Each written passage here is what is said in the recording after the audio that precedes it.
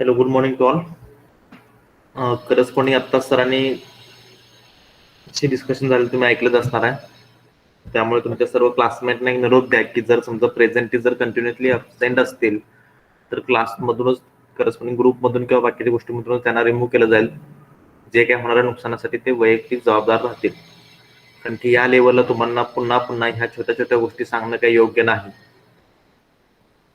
Okay, so बाकीचे जे तुमचे फ्रेंड्स आहेत त्या सर्वांना हा मेसेज द्यायचा आहे. ठीक आहे, okay.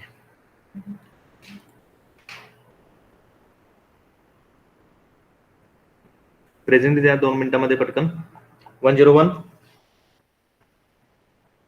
102, 3, Present, sir. 4, Present, sir. 5, 6, 7, 8, Present, sir. 9, 10, Present, sir. 11, 12, Present, sir. 13, 14, Present, sir. 15, Present, sir. 16, Present, sir. 17, Present, sir. 18, 19, 20, Present, sir. 21, Present, sir. 22, Present, sir. 23, 24, Present, sir. 23 present. okay, 23, 24, present. 25, Present, sir. 26, Present, sir. 27, Present, sir. 28, 29,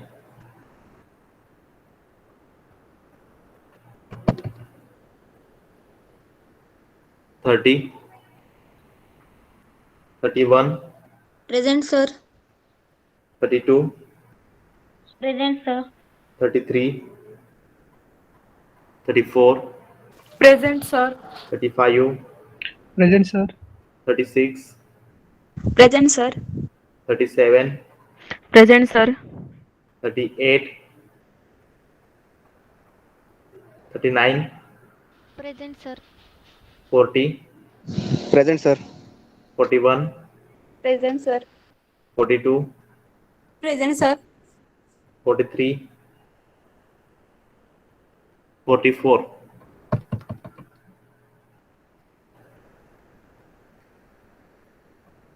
Those are remaining. Post the roll number in a chat box.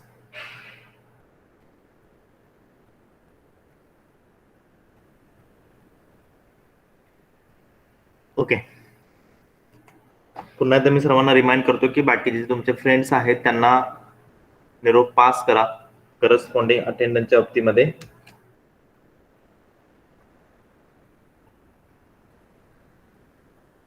शैक्षणिक कुणाचं नुकसान होऊ नये अशी आमची ही धारणा आहे. त्यामुळे सर्वांनी या बाबतीत प्रिकॉशन घ्यावे. तुम्ही प्रेझेंट आहात त्यामुळे तुम्हाला जास्त बोलण्यात काही पॉईंट नाही, पण जे अब्सेंट आहेत त्यांना मेसेज हा तुमच्या थ्रू जाऊ शकतो चांगल्या पद्धतीप्रमाणे.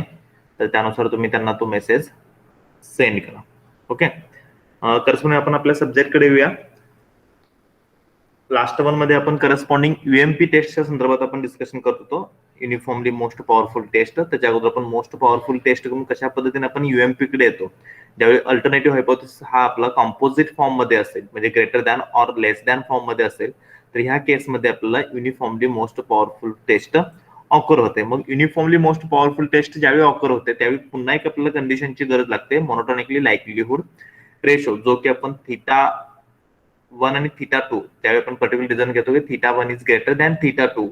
इन दॅट पर्टिक्युलर केसमध्ये आपण तो रेशो डिफाईन करतो आणि त्या रेशो मध्ये करस्पॉन्डिंग येणारं फंक्शन जे आहे ते समेशन एक्स आहे, और TX आपण जनरल डिनोट करतो. सो TX जे फंक्शन आहे त्याच्यामध्ये आपण टेस्ट स्टॅटिस्टिक्स डिफाईन करू शकतो. मग पुन्हा परत आपण एक बेसिक पार्ट की मी जो पुन्हा पुन्हा तुम्हाला रिपीट करून सांगतो की करस्पॉन्डिंग टेस्टिंग हायपोथेसिस मध्ये तुम्हाला 3 गोष्टी परफेक्ट येणं गरजेचे आहे. टेस्ट डिफाईन करणे, त्यानंतर corresponding size of the test, size of the टेस्टच्या नंतर करस्पॉन्डिंग सी ची व्हॅल्यू फाइंड करणे, आणि त्यानंतर ऑलमोस्ट आपली पॉवर ऑफ द टेस्ट जे आहे किंवा पॉवर फंक्शन जे आहे हे डिफाईन करणं.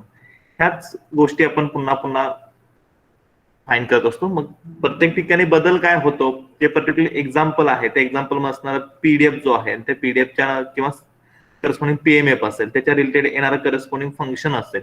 मग ते टेस्ट फंक्शन जे आहे मे बी तुमचं in the form of the summation x I असेल, may be in the form of the summation x I square असेल, may be in the form of the X order 1 असेल, x order N असेल.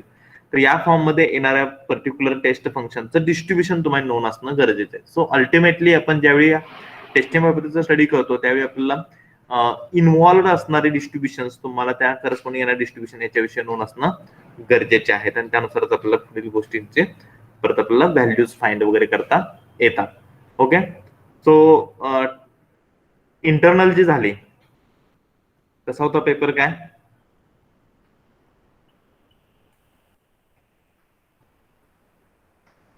Question सगळे कोणी observe केलं का? काही आतापर्यंत इंटरनलची टेस्ट असेल किंवा ह्या इंटरनल टेस्ट मध्ये काही डिफरन्स होता का? एनीवन कोण सांगेल? Yes, which one? एक्झाम्पल दिली होती सर. एक्झाम्पल एक्झाम्पल होत, कारण की टेस्टिंग हायपोथेसिस मध्ये तुम्हाला मोस्टली तुम्हाला जे डील करायचं ते एक्झाम्पलशी डील करायचं.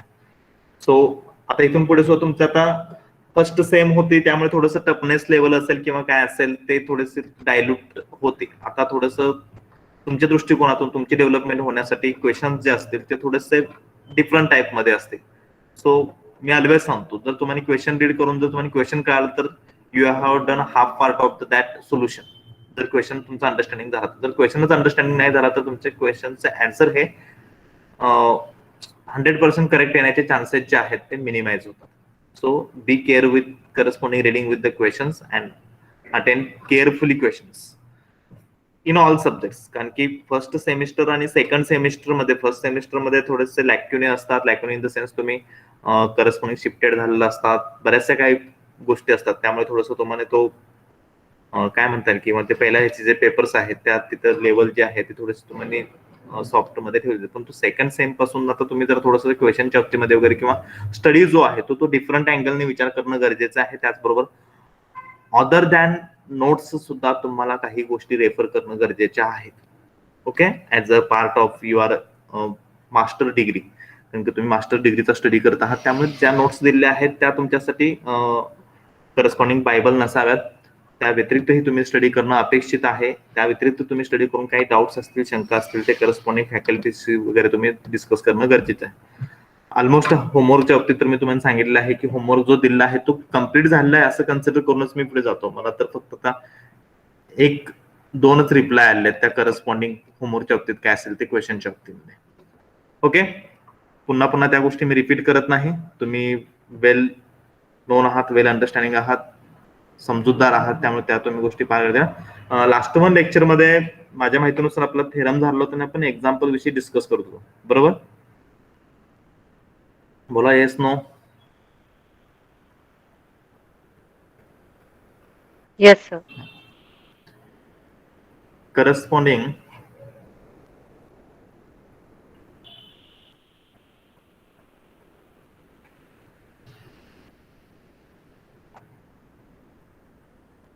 नॉर्मलचं एक्झाम्पल आपण डिस्कस केलं होतं.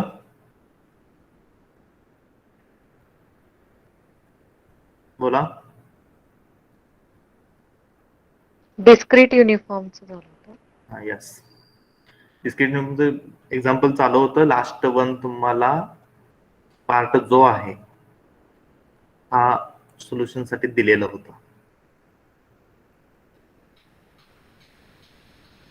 डिस्क्रिप्शनच्या एक्झाम्पल मध्ये करस्पॉन्डिंग आपल्याला अल्फा लेवल टेस्ट जे आहे ते आपल्याला अचीव्ह करायचं असते. सो स्टार्टिंगच्या याच्यामध्ये आपल्याला अल्फा लेवल टेस्ट मिळत नाही, त्यामुळे आपण क्रिटिकल रिजन जो आहे तो थोडासा या फॉर्म मध्ये आपण डिफाईन करतो. क्रिटिकल रिजन टेस्ट जे आहे ते आपले करस्पॉन्डिंग ही टेस्ट नॉन रँडमाइज आहे का रँडमाइज टेस्ट आहे?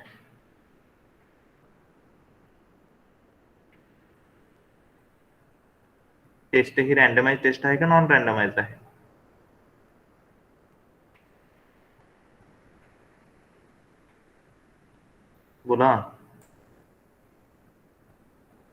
Randomise because of the alpha is involve.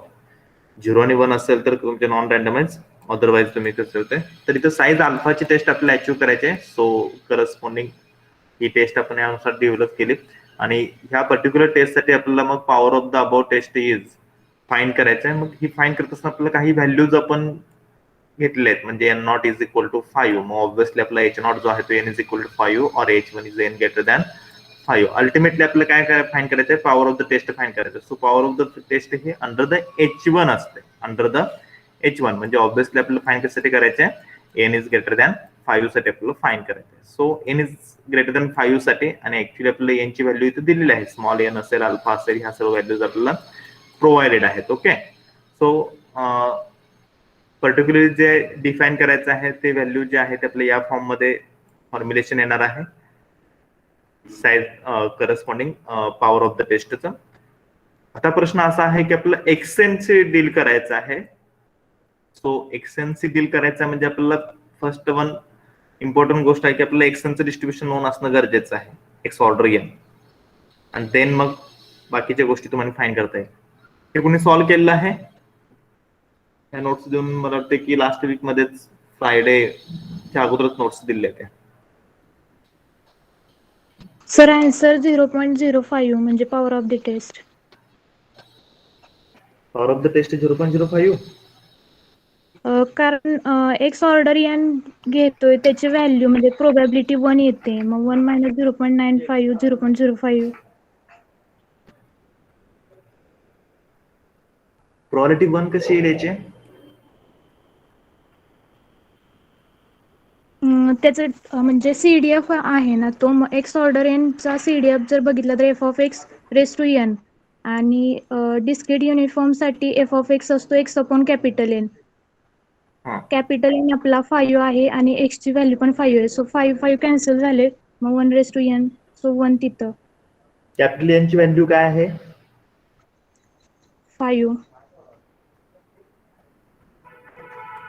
बघा बरं, आपल्याला अंडर H1 डील करायचं आहे. Under H1 power of the test find करतोय. सो अंडर H1 एन ची व्हॅल्यू आपली काय आहे?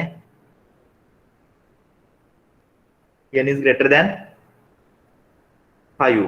पण सर ऑलरेडी आपण तिथे डिफाईन करताना x order n less than or equal to 5 घेतले ना, म्हणजे आपण स्टार्टिंग पासूनच H1C डील करतोय आणि तेच सॉल्व्ह करून खाली जी आली ना म्हणजे टर्म ती. इथं एन आपला प्रेझेंट आहे. सो एन ची व्हॅल्यू जी आहे ते आपण इथं corresponding n is greater than 5 म्हणजे पॉवर फंक्शन आपलं हे डिफाईन होणार आहे. एन ची व्हॅल्यूज ज्या आहेत त्या पुट करून तुम्हाला त्याच्या व्हॅल्यूज पुढे एक्सटेंडेड मिळणार. म्हणजे एन इज इक्वल टू काय पुट करायला लागेल तर ऑब्व्हियसली आपल्याला 6 असेल, नंतर 7 असेल, नंतर तुमची 8 असेल, सो ऑन. त्यानुसार तुम्हाला ह्या करस्पॉन्डिंग व्हॅल्यूज मिळत जाणार आहे. आता प्रश्न असा आहे की एक्स ऑर्डर एनचं डिस्ट्रीब्युशन काय? तुम्ही आन्सर दिलाय.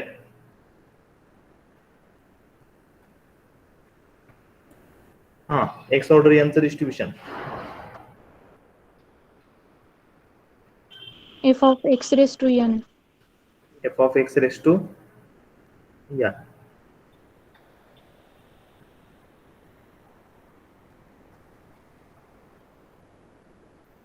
पीडीएफ काय येणार आहे?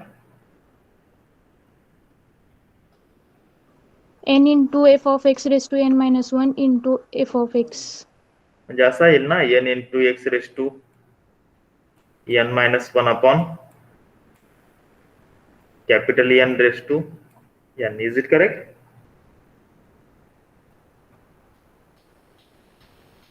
बरोबर आहे का? हा सर. तर यानुसार तुमचं काय आहे करस्पॉन्डिंग पीडीएफ आला. ओके. मग हा पीडीएफ इथं पुट करणार आहात. ही केस कशाची आहे? हे डिस्ट्रीब्युशन कोणतं आहे? कंटिन्युअस का डिस्क्रीट?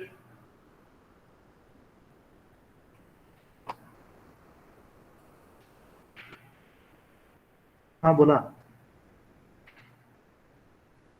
हा तुमचा काय झाला? पीडीएफ झाला, बरोबर ना? इथे प्रोबॅबिलिटी फाइंड करायची आपल्याला. प्रोबॅबिलिटी कशी फाइंड करायची आहे? X is less than equal to 5 साठी प्रोबॅबिलिटी फाइंड करायची. मग प्रोबॅबिलिटी कशी फाइंड करता येईल? मी प्रयत्न चांगले केलेले आहेत. बाकीचे एनी वन ऑदर काय पाहिलेलं आहे का?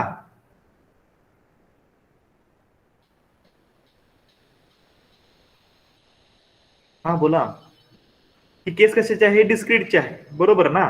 समजा बाय एक्झाम्पल, हेच एक्झाम्पल मी बायनॉमियल डिस्ट्रीब्युशनच्या बाबतीमध्ये सांगतो. समजा x is less than equal to 5 साठी तुम्हाला फाइंड करायचं आहे आणि corresponding x follows binomial distribution over the parameter n is equal to 10 and p is equal to 0.5, जे कन्व्हिनियंट अंडरस्टँड. ही प्रॉब्लेम तुम्ही कशी फाइंड करता?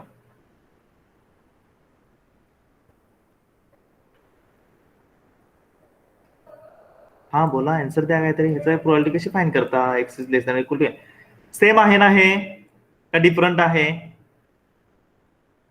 एक्सचं डिस्ट्रीब्युशन इथं करस्पॉन्डिंग बायनॉमियल आपण कन्सिडर केलं, इथं एक्सएनचं डिस्ट्रीब्युशन जे आहे ते दिस वन आहे. हे आपण पीएमएफ त्याचं फाइंड केलेलं आहे. पीडीएफ मध्ये एक्सच्या व्हॅल्यू पुट करायच्या. पीएमएफ मध्ये आपल्याला एक्सचं व्हॅल्यू म्हणजे नथिंग बट आपण हे असं लिहिता येईल ना, समेशन एक्स ट्रान्सफॉर्म 0 to 5, आणि हा बायनॉमियलच्या फॉर्म मध्ये जर असेल तर आपण एनसीएक्स पी रेस टू एक्स म्हणजे पी ऑफ एक्स आपण इथं जो डिफाईन करतो तो, बरोबर. मग ह्या केसमध्ये काय होईल?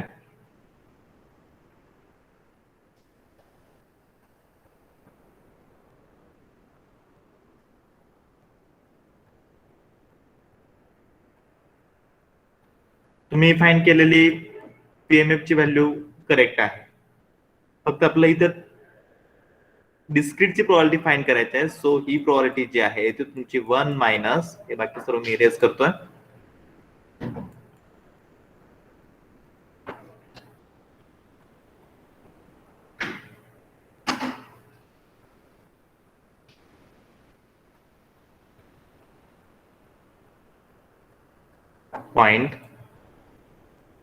.95 in bracket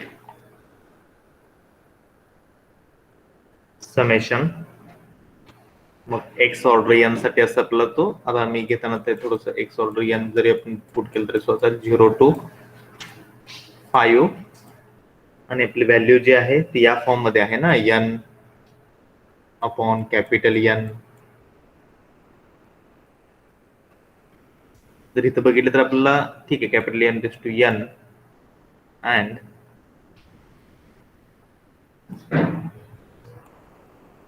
x order n raise to N minus 1. Okay. तर आपण व्हॅल्यू जर पुट करायचे म्हणलं तर ह्याचं जे आन्सर आहे ते या फॉर्म मध्ये येईल फायनली.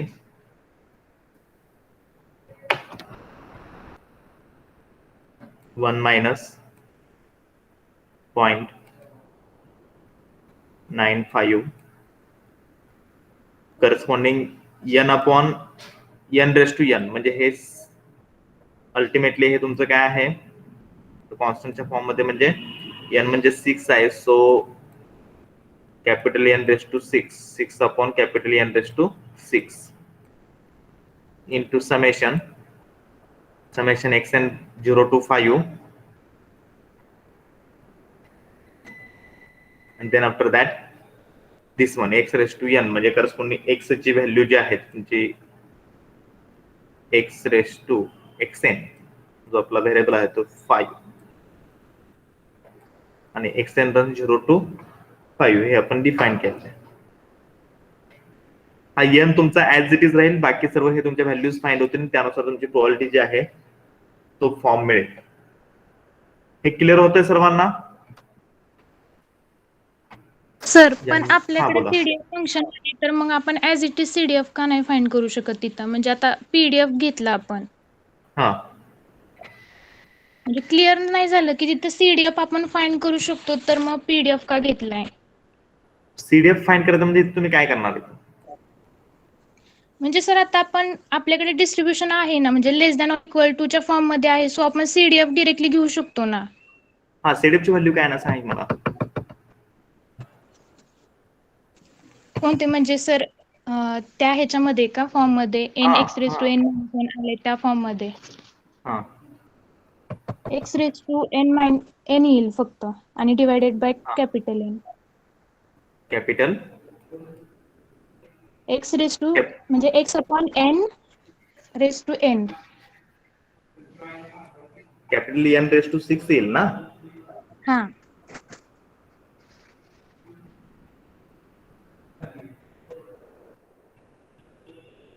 बरोबर का.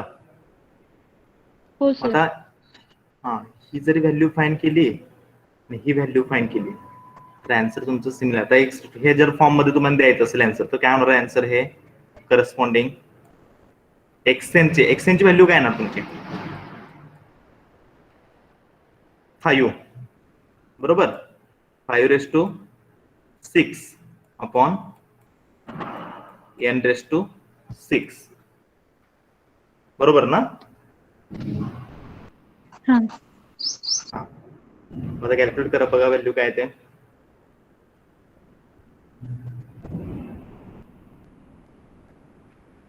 म्हणजे सर मला असं म्हणायचंय की ती एन ची जी व्हॅल्यू आहे ती आपण आता इथं H1 च्या अंडर घेतोय त्यामुळे ती ग्रेटर दॅन 5 आहे. तर मग आपण म्हणजे इथं डिफाईन नाही ना करू शकत एन किती आहे तो. कॅपिटल एन मध्ये फंक्शन येणार आहे. फंक्शन कशामध्ये येणार आहे तुमचं एन मध्ये. सो एन ही तर तुमचा ऍज इट इज राहिली n रेस टू 6.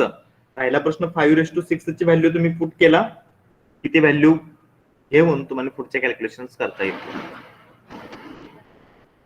हे क्लिअर होतंय का बघा. एन ची व्हॅल्यू जी आहे तुमचं एन काय म्हणणार आहे हे फंक्शन ज्यावेळी डिफाईन होईल फायनली दिस फॉर्म मध्ये त्यावेळी तुमचं एन काय म्हणणार आहे n is a greater than 5 च्या फॉर्म मध्ये तुम्हाला काय म्हणणार तुमचं डिफाईन होणार. आणि आता हे राहिला प्रश्न डिस्क्रीटचा केस. आपण कशाविषयी डील करतोय तर डिस्क्रीट केस विषयी डील करतो. डिस्क्रीट मध्ये सीडीएफ आपण कशा फॉर्म मध्ये फाईन करतो. सीडीएफ ची व्हॅल्यू जी आहे ती आपण कशी फाईन करत असतो. सम घेतो त्याची. सम घेतो. समेशन क्लिअर होत. हा. सो अल्टिमेटली आपण ज्यावेळी विचार करतो त्यावेळी प्रोसेस जे आहे ते आपल्या या फॉर्म मध्ये डिफाईन करणं गरजेचे आहे. क्लिअर होतोय का. हा सर सांगितलं. लक्षात येत आहे. सीडीएफ हो ची सर. व्हॅल्यू जी डायरेक्ट जे आहे हा ते आपला म्हणजे डिस्क्रीटचा विचार करा. डिस्क्रीटच्या केसमध्ये कंटिन्युअस आणि डिस्क्रीटची केस कंबाईन करू नका. डिस्क्रीटचा विचार करा त्यानुसार डिस्क्रीटचे आपण डिस्क्रीटचं एखादं एक्झाम्पल घ्या त्यामध्ये सीडीएफ कसं फाईन करतोय बघा. तिथं सीडीएफ फंक्शन दिलं असलं तरी सुद्धा ते फॉर्म्युलेशन चेक करा आणि त्यानंतर तुम्हाला क्रॉस चेक करून तुम्हाला व्हॅल्यूज फाईन करता येतील. ओके. सो आपण जनरल जर प्रोसेस म्हणलो किंवा करस्पॉन्डिंग आपल्याला ह्याचं ऍप्लिकेशन असेल किंवा दुसऱ्या एखाद्या डिस्ट्रीब्युशन साठी आपल्याला जर प्रोसेस फॉलो करायची असेल तर it's better to find the एक्सएनचं पीएमएफ असेल किंवा पीडीएफ फाइंड करणे आणि ही प्रोबॅबिलिटी फाइंड करणे. It's a best way. Clear होत आहे. तुम्ही जरी समजा सीडीएफचा यूज करणार असला तर सीडीएफचा यूज करत असताना डिस्क्रीटच्या केसमध्ये आपल्याला कोणती मेथड यूज करणं गरजेचं आहे त्यानुसार तुम्ही बघा. या दोन्हीचे आन्सर तुम्ही क्रॉस चेक करा. ऑब्व्हियसली आन्सर हे तुमची दोन्हीही सेम येणंच अपेक्षित आहे. आता राहिला फक्त एन आपण ग्रेटर दॅन 5 हे पुट करून परत तुम्हाला एक टेबल सुद्धा बनवता येईल आणि तो टेबल या फॉर्म मध्ये असेल त्यावेळी तुमच्या ह्या फंक्शन अशा पद्धतीने येऊ शकतील.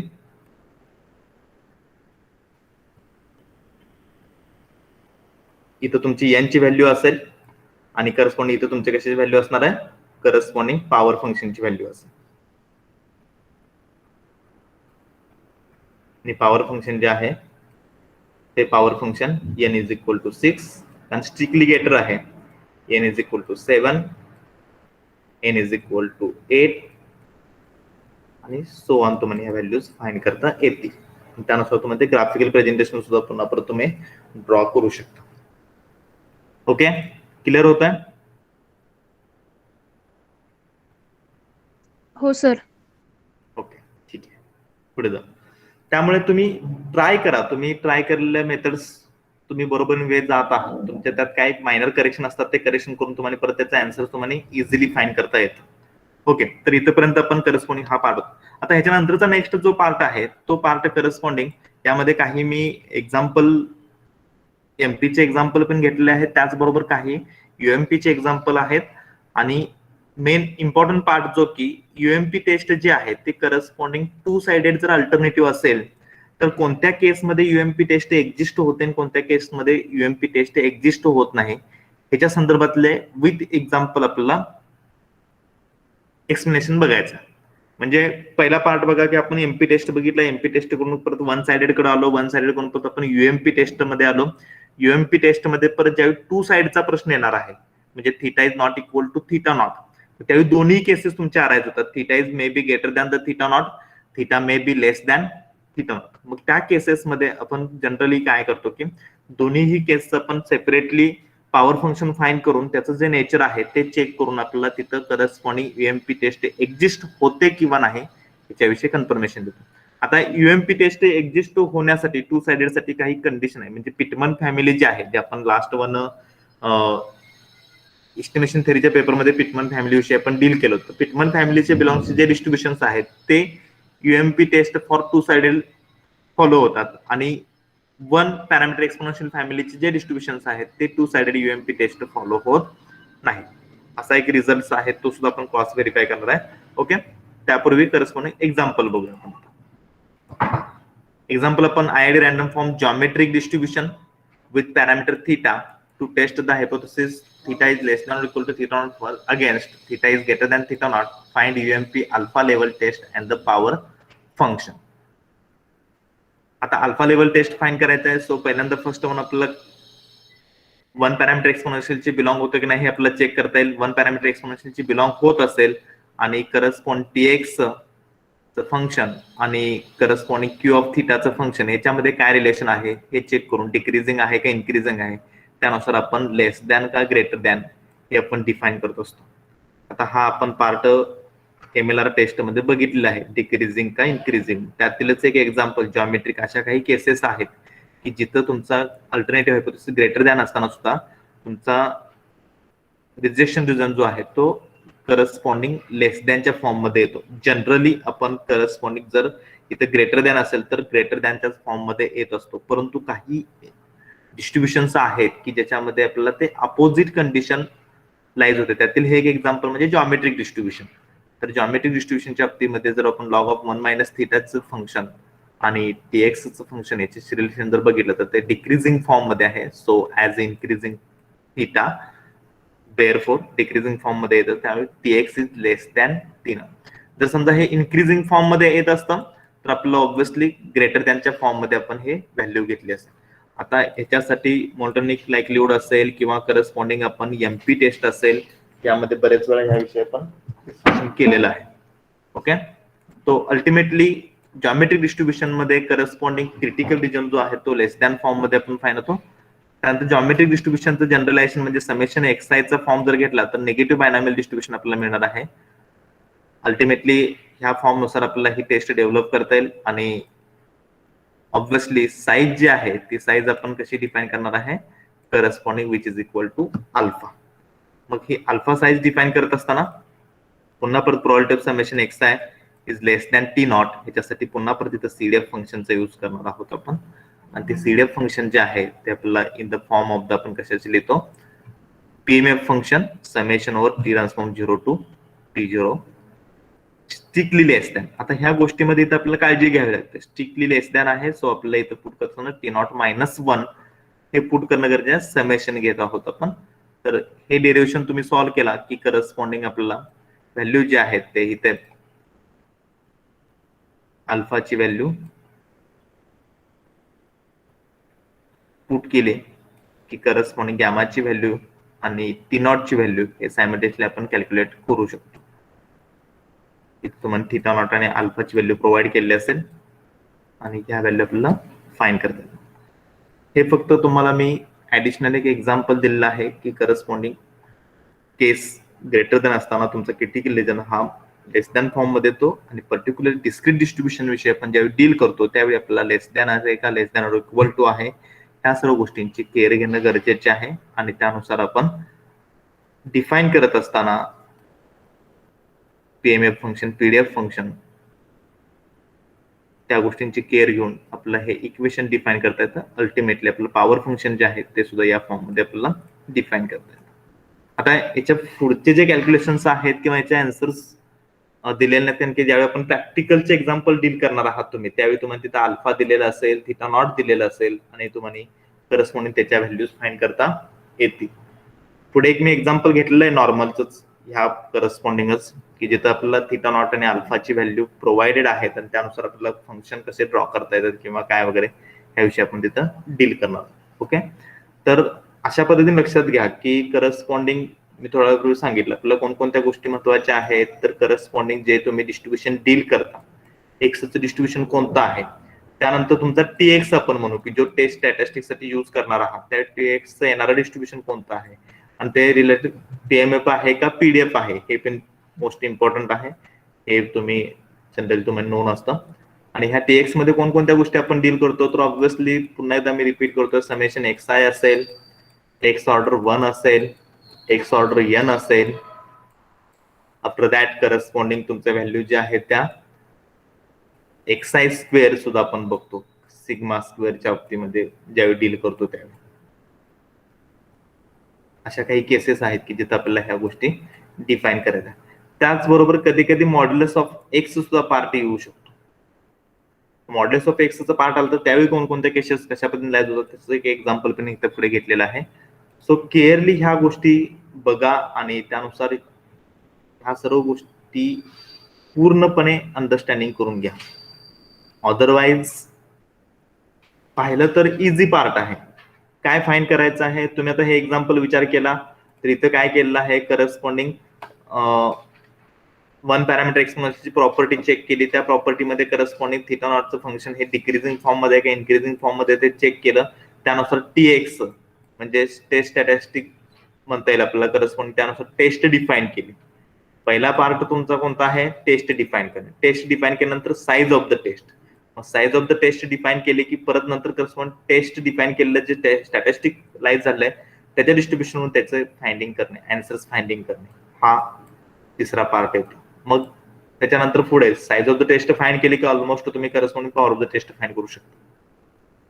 तर ह्या 2-3 गोष्टी ज्या आहेत ह्या चांगल्या पद्धतीने तुम्ही करणं गरजेच्या आहे. ओके, सो हे एक्झाम्पल जे आहे ते अल्टिमेटली अंडरस्टँडिंग साठी दिलेलं आहे. करस्पॉन्डिंग साईज आपण जे डिफाईन करतो तर ह्या व्हॅल्यूज आपल्याला अल्टिमेटली फाईन करतात. याच्यामध्ये काही डाऊट वगैरे आहे का, असेल तर विचारा, नाही तर पुढे जाता येईल आपल्याला.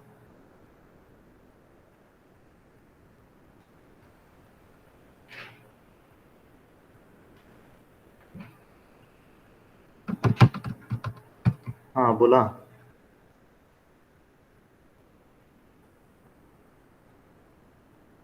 काही डाऊट वगैरे आहे का एक्झाम्पल मध्ये त्या जॉमेट्रिक डिस्ट्रीब्युशनच्या?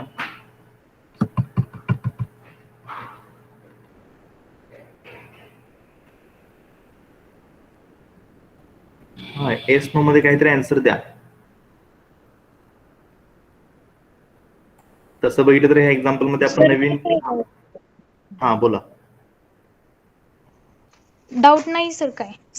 ओके ठीक आहे. तर यानुसार इच अँड एव्हरी एक्झाम्पल हे तुम्ही क्लिअरली बघा. त्यानंतर आता जे थोड्या वेळापूर्वी म्हणलं की non existence property of UMP test for the alternative for some distribution. आता अल्टरनेटिव्हच्या फॉर्म मध्ये जर नॉट इक्वल टू जर फॉर्म असेल तर त्यानुसार कोणकोणत्या डिस्ट्रीब्युशन साठी एक्झिस्ट होतं आणि कोणकोणत्या डिस्ट्रीब्युशन साठी एक्झिस्ट होत नाही याच्याविषयीची ही इन्फॉर्मेशन आहे. UMP test for the one-sided alternative exists for the family of distribution having a similar property. However, UMP test does not exist for the two-sided alternative. Two-sided alternative साठी exist होत नाही when distribution belong to the one-parameter exponential family. जर distribution तुमचं one parameter exponential फॅमिलीशी belong होत असेल तर to sided alternative साठी तुमची UMP टेस्ट एक्झिस्ट होत नाही. Moreover UMP test exists for two-sided alternative when underlying distributions आहेत. कोणते अंडरलाइनिंग डिस्ट्रीब्युशन तुमचे असतील तर त्यामध्ये करस्पॉन्डिंग युनिफॉर्म 0 थीटा म्हणजे युनिफॉर्म कंटिन्युअस, डिस्क्रीट युनिफॉर्म आणि exponential distribution with location parameter mu आणि शेप पॅरामीटर तुमचं काय असेल 1 असेल. इथं सुद्धा म्यू लोकेशन आणि 1 शेप हे सुद्धा मी इथं मेन्शन केलेलं आहे की तुमच्या नंतर रिडिंग केलं तर तुमचं इझिली लक्षात याच्यासाठी. तर इनडायरेक्टली आपल्याला शॉर्ट मध्ये काय सांगता येईल की करस्पॉन्डिंग टू साइडेड अल्टरनेटिव्ह साठी UMP टेस्ट कोणत्या डिस्ट्रीब्युशन साठी एक्झिस्ट होते आणि कोणत्या डिस्ट्रीब्युशन साठी एक्झिस्ट होत नाही. त्यामध्ये करस्पॉन्डिंग वन पॅरामीटर एक्सपोनेन्शियल फॅमिलीची बिलॉंग असणारं डिस्ट्रीब्युशन असेल तर आपल्याला टू साइडेड अल्टरनेटिव्ह साठी युएमपी टेस्ट एक्झिस्ट होत नाही. आता कोणत्या ह्याच्यासाठी होते तर corresponding discrete uniform distribution, continuous uniform distribution आणि exponential distribution with mu location parameter आणि वन शेप पॅरामीटर ह्या केसमध्ये तुम्हाला करस्पॉन्डिंग टू साइडेड साठी युएमपी टेस्ट एक्झिस्ट होते. आता हे आपल्याला कसं जस्टिफाय करता येईल किंवा कोणत्या पद्धतीने, तर आपल्याला ऑब्व्हियसली एक्झाम्पल घेऊन सुद्धा आपल्याला हे जस्टिफिकेशन करता येईल. सो एक्झाम्पल साठी आपण नॉर्मल θ1 हे एक एक्झाम्पल आहे. The above fact can be proved for the specific distribution in the following we have the prove the non-existence of UMP test of size alpha for two-sided alternative when underlying distribution normal θ1 without loss of generation we consider the sample of size 1. आता हे मी one size साठी define करत आहे. Okay, so one size साठी define करत असताना corresponding hypothesis जो आहे तो तुमचा theta is equal to theta not against theta is not equal to theta not. आता हा थीटा नॉट हा तुमचा स्पेसिफाईड असेल. Okay, so we can decompose the H1 into two subset. आता थीटा नॉट मध्ये तुम्हाला नोन आहे की ह्या कोणत्या फॉर्म मध्ये आपल्याला अल्टरनेटिव्ह हायपोथेसिस येणार आहे. एक तर फॉर्म असेल की जो theta is greater than theta not आणि दुसरा जो असणार आहे तो theta is less than theta not. So decomposition of the H1 is in the form of the H1 dash theta is less than theta naught and H1 double dash theta is greater than theta naught. आता ह्या केस मध्ये जर पहिली केस आपण जर consider केली, obviously H1 is a union of the H1 dash आणि H1 double dash. Now we know that the UMP test of size alpha for testing the H0 versus H1 dash is exists. आणखी हे already आपण prove केलेलं आहे किंवा आपल्याला माहित आहे, नोन आहे. वन पॅरामीटर एक्सपोनेन्शियल फॅमिलीशी बिलॉंग होतो, एमिलर प्रॉपर्टी एक्झिस्ट होते. सो H1 डॅश साठी म्हणजे theta is less than theta naught साठी एक्झिस्ट होतं. त्याचबरोबर corresponding theta is greater than theta naught सुद्धा एक्झिस्ट होतं, हे सुद्धा आपण बघितलंय. So and also normal θ1 family has a MLR आणि Tx is equal to x. ज्यावेळी आपण करस्पॉन्डिंग n व्हेरिएबल विषयी डील करतो त्यावेळी तुमचं येणार व्हॅल्यू ही समेशन xi च्या फॉर्म मध्ये येते आणि ज्यावेळी वन साइज विषयी डील करता त्यावेळी तुमची व्हॅल्यू x असेल. सो ऑब्व्हियसली ते स्टॅटिस्टिक जे आहे फर्स्ट स्टॅटिस्टिक आपल्याला is in the form define करता येईल if x is less than t not otherwise. One minute, हे करेक्शन करून हे वन आणि इथं 0. रिजेक्शन रिजन हा तुमचा करस्पॉन्डिंग इथं असणार आहे 1 आणि 0. मी करेक्ट करून तुम्हाला ते पोस्ट करतो. Okay, so as per the definition size of the test आपल्याला फाइंड करता येईल. Obviously expression under the it not phi of x which is equal to alpha. आणि हे डिफाइन करत असताना आपल्याला व्हॅल्यू कशी फाइंड करणार आहे आपण, ऑब्व्हियसली जेव्हा आपण नॉर्मल डिस्ट्रीब्युशनची डील करतो आपण स्टँडर्ड नॉर्मल व्हेरिएटला जातो. So as per the x minus theta naught which is less than t naught minus theta naught which is equal to alpha. Ultimately आपण हे पाठीमागे कॅल्क्युलेशन केलेले आहेत. लेस दॅनच्या फॉर्म मध्ये t naught minus alpha theta नॉटची value जी आहे ती Z1 बाय अल्फा किंवा मायनस झेड अल्फाच्या फॉर्म मध्ये, म्हणजे करस्पॉन्डिंग आपण द ग्राफिकल प्रेझेंटेशन जे पाठीमागे आपण बरेचसे एक्झाम्पल मध्ये आपण डील केलेलं आहे. क्रिटिकल रिजन हा तुमचा इथे आहे. तर ह्या केसमध्ये ही प्रॉपर्टी अल्फा असेल तर हा जो पॉइंट आहे तो पॉइंट आपण Z1 मायनस अल्फा किंवा मायनस झेड अल्फा डिफाइन करतो. आणि जर समजा क्रिटिकल रिजन हा करस्पॉन्डिंग ह्या इथं असेल तर हा पॉइंट जो आहे तो आपण झेड अल्फाने डिफाइन झेड अल्फा. तो या केसनुसार आपल्याला टी नॉट ची व्हॅल्यू फाइंड करायची आहे. सो टी नॉट ची व्हॅल्यू आपली theta naught plus Z1 minus alpha किंवा t naught is equal to theta naught minus z alpha. या दोन फॉर्म मध्ये आपल्याला हे टेस्ट स्टॅटिस्टिक डिफाइन करता येईल. Okay, obviously test statistic define केले की पुन्हा परत आपण power of the power function find करणार आहे. पॉवर फंक्शन जे आहे ते आपलं थीटा मध्ये येईल. Theta naught minus theta plus Z1 minus alpha किंवा theta naught minus theta minus z alpha. हे मायनस आणि प्लसचा का प्रश्न येतो तर करस्पॉन्डिंग मी तुम्हाला सांगितलंय की करस्पॉन्डिंग हा जो पॉईंट आहे तो आपण Z1 मायनस अल्फा किंवा मायनस Z1, तर हे पाठीमाग आपण एक्झाम्पल डील केलेले आहेत. Okay, so as per this plot of the power function हा तुमचा या फॉर्म मध्ये येईल, लेस दॅनच्या फॉर्म मध्ये असताना या फॉर्म मध्ये येणार आहे. सिमिलर ही टेस्ट जी अदर टेस्ट आहे, आता हे डायरेक्टली लिहितोय मी, corresponding theta naught plus z अल्फाच्या फॉर्म मध्ये येणार आहे तुमचं critical region which greater than असताना 1. त्यानंतर करस्पॉन्डिंग त्याचं पॉवर फंक्शन आणि त्याचा ग्राफ जो आहे तो या फॉर्म मध्ये येईल. आता अल्टिमेटली आपल्याला जर दोन ग्राफ आपण जर कंबाईन केले, कोणते दोन ग्राफ, करस्पॉन्डिंग φ1 आणि φ2 कोणते आहेत ते, φ1 हा related to corresponding theta is less than theta नॉटचा आहे आणि दुसरा जो आहे तो तुमचा theta is greater than theta नॉटचा आहे. ओके, सो या केसमध्ये ज्यावेळी आपण विचार करणार आहे तेव्हा ग्राफिकल प्रेझेंटेशन हे या फॉर्म मध्ये, हे दोन्ही ग्राफ कुठे तुमचे क्रॉस होणार आहेत, तर करस्पॉन्डिंग अल्फा व्हॅल्यू साठी तुमचे काय होणार आहेत, जिथे की थीटा नॉट ही व्हॅल्यू असेल तिथे व्हॅल्यू तुमची काय असणार आहे, अल्फा म्हणजे under the H naught, under the H नॉटच्या केसमध्ये आपल्याला दोन्हीच्या केसची व्हॅल्यू ही अल्फा येईल. ओके, आता ह्या संदर्भात एक विचार करा,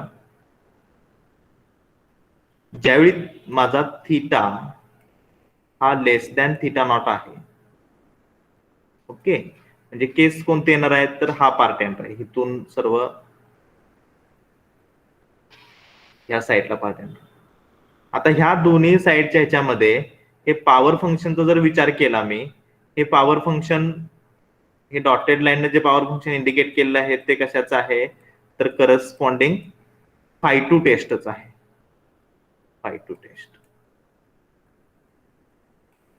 आणि दिस वन जे फंक्शन आहे ते तुमचं φ1 टेस्टच आहे. मग यावेळी इथं तुम्हाला कॉन्ट्रास्ट ऑब्झर्व होतो. कॉन्ट्रास्ट ऑब्झर्व होतो म्हणजे काय, करस्पॉन्डिंग पॉवर फंक्शनची व्हॅल्यू जी आहे ती φ1 टेस्टची ह्या रिझन मध्ये तुम्हाला काय होतं की ग्रेटर ऑब्झर्व होते आणि φ2 टेस्टची पॉवर ही तुमची काय होते, लेस ऑब्झर्व होते.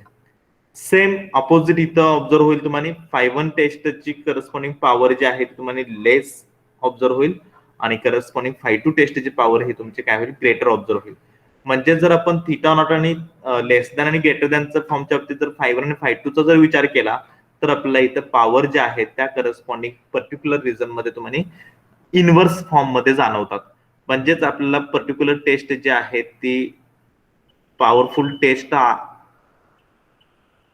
म्हणजे जर समजा मी इथं करस्पॉन्डिंग φ2 चा जर विचार केला, ओके, तर φ2 चे ज्यावेळी माझे थीटा ही लेस दॅन थीटा नॉटचे केस असणार आहे त्यावेळी ही टेस्ट ही करस्पॉन्डिंग एमपी टेस्टच्या फॉर्म मध्ये येणार नाही, मोस्ट पॉवरफुल टेस्ट येणार नाही. काय येणार नाही φ2, कारण की त्यावेळी φ1 ही टेस्ट तुमची मोस्ट पॉवरफुल आहे.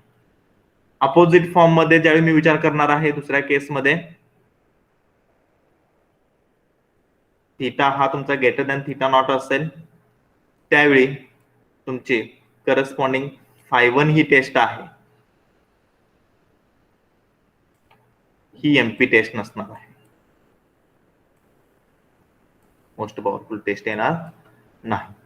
म्हणजेच इथं आपल्याला कॉन्ट्रास्ट जाणवतो. सो अल्टरनेटिव्ह ज्यावेळी आपण विचार करतो theta is not equal to theta, त्या केसमध्ये आपल्याला युएमपी टेस्ट ऑब्झर्व होत नाही. जर एमपी टेस्ट जर ऑब्झर्व होत नसेल तर युएमपी कडे येण्याचा प्रश्नच नाही. हे ग्राफिकली सुद्धा आपल्याला इथं क्लिअर होतं, तेच एक्सप्लेनेशन दिलेलं आहे. It is clear that the graph third the test φ1 is a UMP only when theta is less than theta naught. However, it has a smaller power than the test φ2 when theta is greater than theta naught. Thus, φ1 is a not UMP for the theta is not equal to theta naught. Similarly, φ2 is also not UMP for theta is not equal to theta naught. Both tests are UMP in the respective alternative region. Corresponding respective alternative region आहे त्यामध्येच ते काय आहेत UMP. So this result extended to any distribution belong to one parameter exponential family. The nature of the power function will be remain same in 1 and 2, figure 1 and 2, as non-decreasing or increasing property of power function for family having similar property is already established. म्हणजे corresponding ह्या particular केस मध्ये तुम्हाला ते observe होते, not equal to च्या केस मध्ये तुम्हाला हे एक्झिस्टन्स जे आहे ते ऑब्झर्व होत नाही. सो नॉर्मल θ1 ची केस असेल किंवा वन पॅरामीटर एक्सपोनेन्शियल कोणतीही केस तुम्ही जर डील केला तर करस्पॉन्डिंग अल्टरनेटिव्ह हायपोथेसिस ज्यावेळी टू साइडेड असेल त्यावेळी ते युएमपी टेस्ट नसणार आहे. ओके, हे क्लिअर होत आहे? बोला.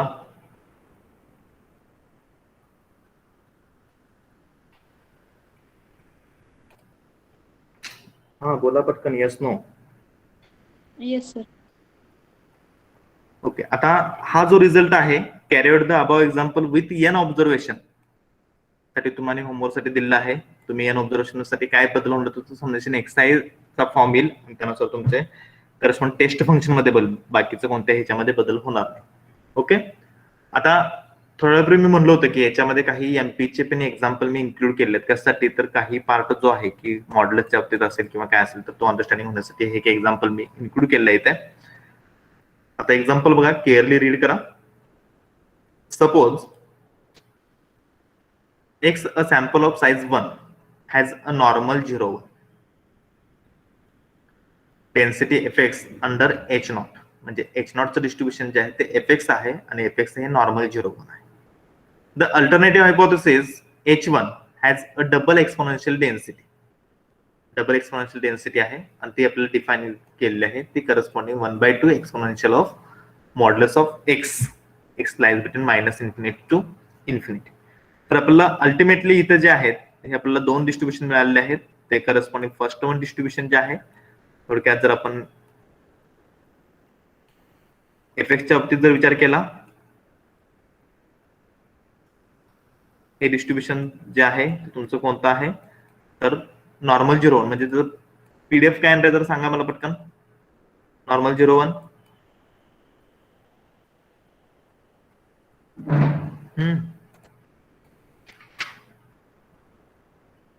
नॉर्मल 0 पीडीएफ सांगायचं आहे.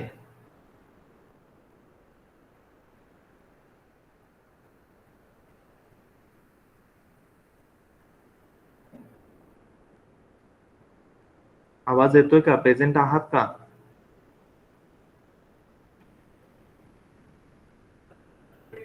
One upon root 2 pi exponential minus x square by 2.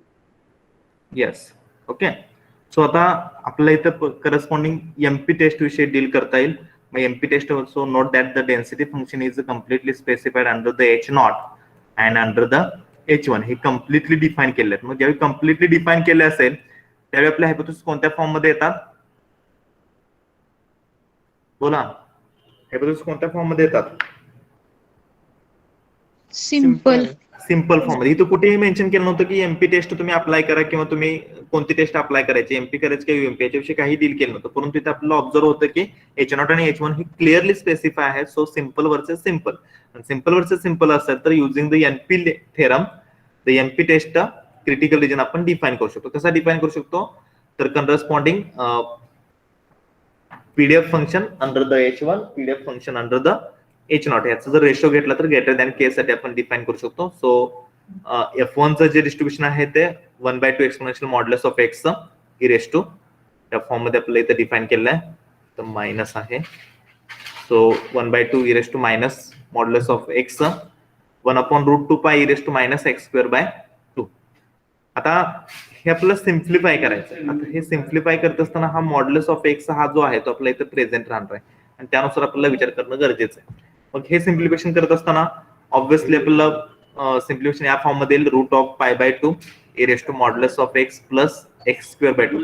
आता modulus of x plus x square by 2 ही जी टर्म जे आहे ते आपल्याला परफेक्ट स्क्वेअरच्या फॉर्म मध्ये डिफाइन करता येईल. कशी डिफाइन करता येईल तर या पद्धतीप्रमाणे मॉड्युलस ऑफ x मायनस 1 स्क्वेअरच्या फॉर्म मध्ये आपल्याला ही डिफाइन करता येईल.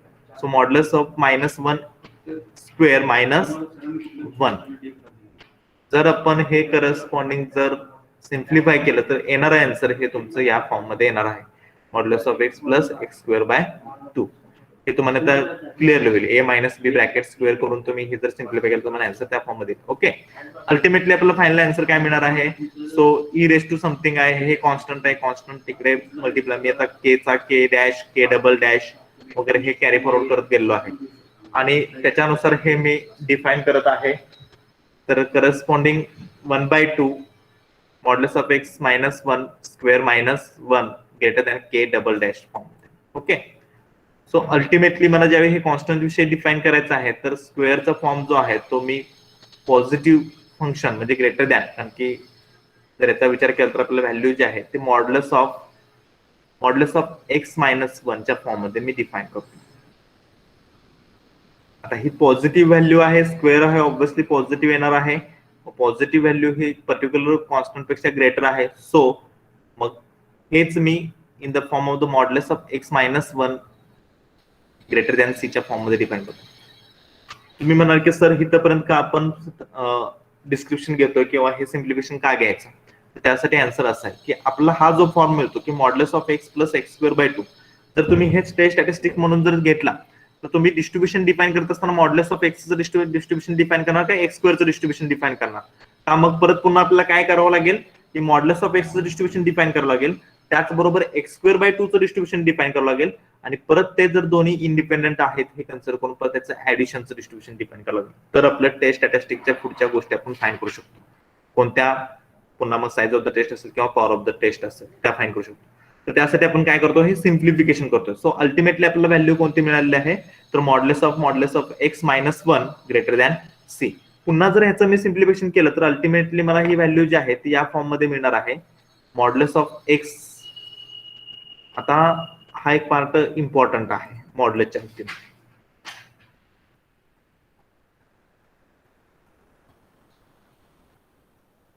मला याचा आन्सर सांगायचं.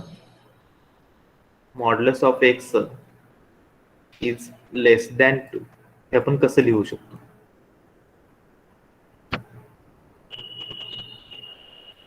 किंवा समजा तुम्हाला probability of modulus of x is less than 2 हे फाईन करायचं, हीच प्रोबॅबिलिटी आपल्याला कशी लिहिता येते?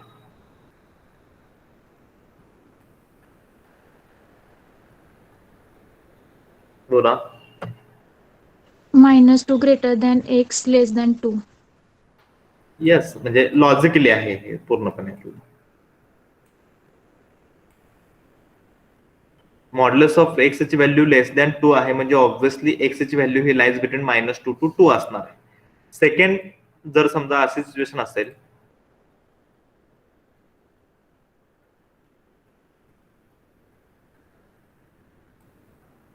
ग्रेटर दॅन 2 असेल तर हे कसं इम्प्लाय करता येईल मला?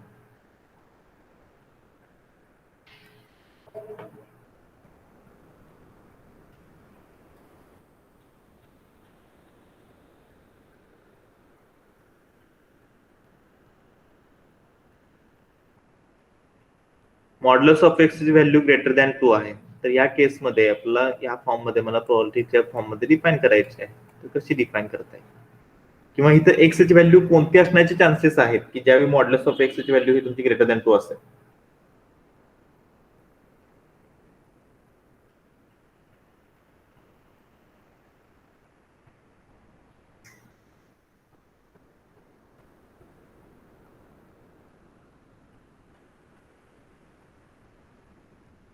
बोला.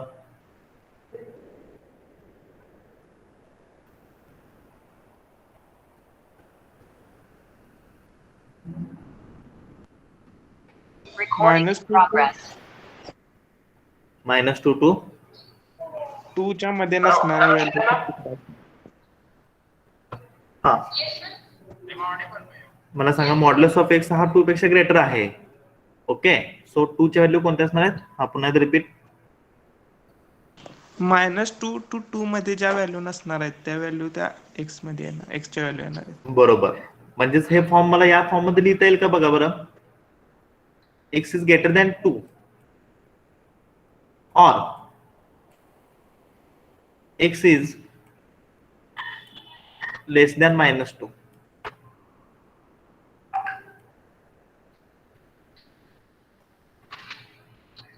एक्स इज लेस दॅन -2 या फॉर्म मध्ये लिहू शकतो का मी?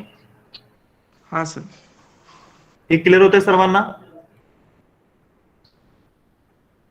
अल्टिमेटली मॉड्युलस ऑफ एक्स ची व्हॅल्यू जर ग्रेटर दॅन 2 म्हणजेच आपल्याला एक तर एक्स ची व्हॅल्यू तुमची 2 पेक्षा ग्रेटर असणार आहे किंवा एक्स ची व्हॅल्यू -2 पेक्षा लेस असणार आहे, त्यावेळी तुमचा मॉड्युलस ऑफ एक्स हा ग्रेटर दॅन 2 असणार आहे.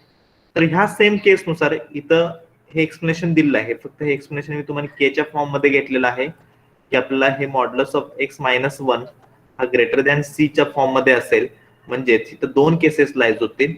कोणत्या 2 केसेस लाईज होतील? तर पहिली केस जी असेल ती तुमची modulus of x less than 1 - K form मध्ये येईल, आणि दुसरी केस असेल ते मॉड्युलस ऑफ एक्स हा ग्रेटर दॅन 1 + के फॉर्म मध्ये येईल.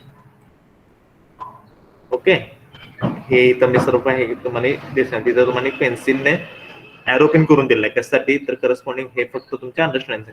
मग यानुसार आपल्याला काय करता येऊ शकेल? तर यानुसार आपल्याला करस्पॉन्डिंग क्रिटिकल रिजन जो आहे तो डिफाईन करता येईल. म्हणजे अल्टिमेटली ह्या फॉर्म मध्ये आपला क्रिटिकल रिजन डिफाईन होईल.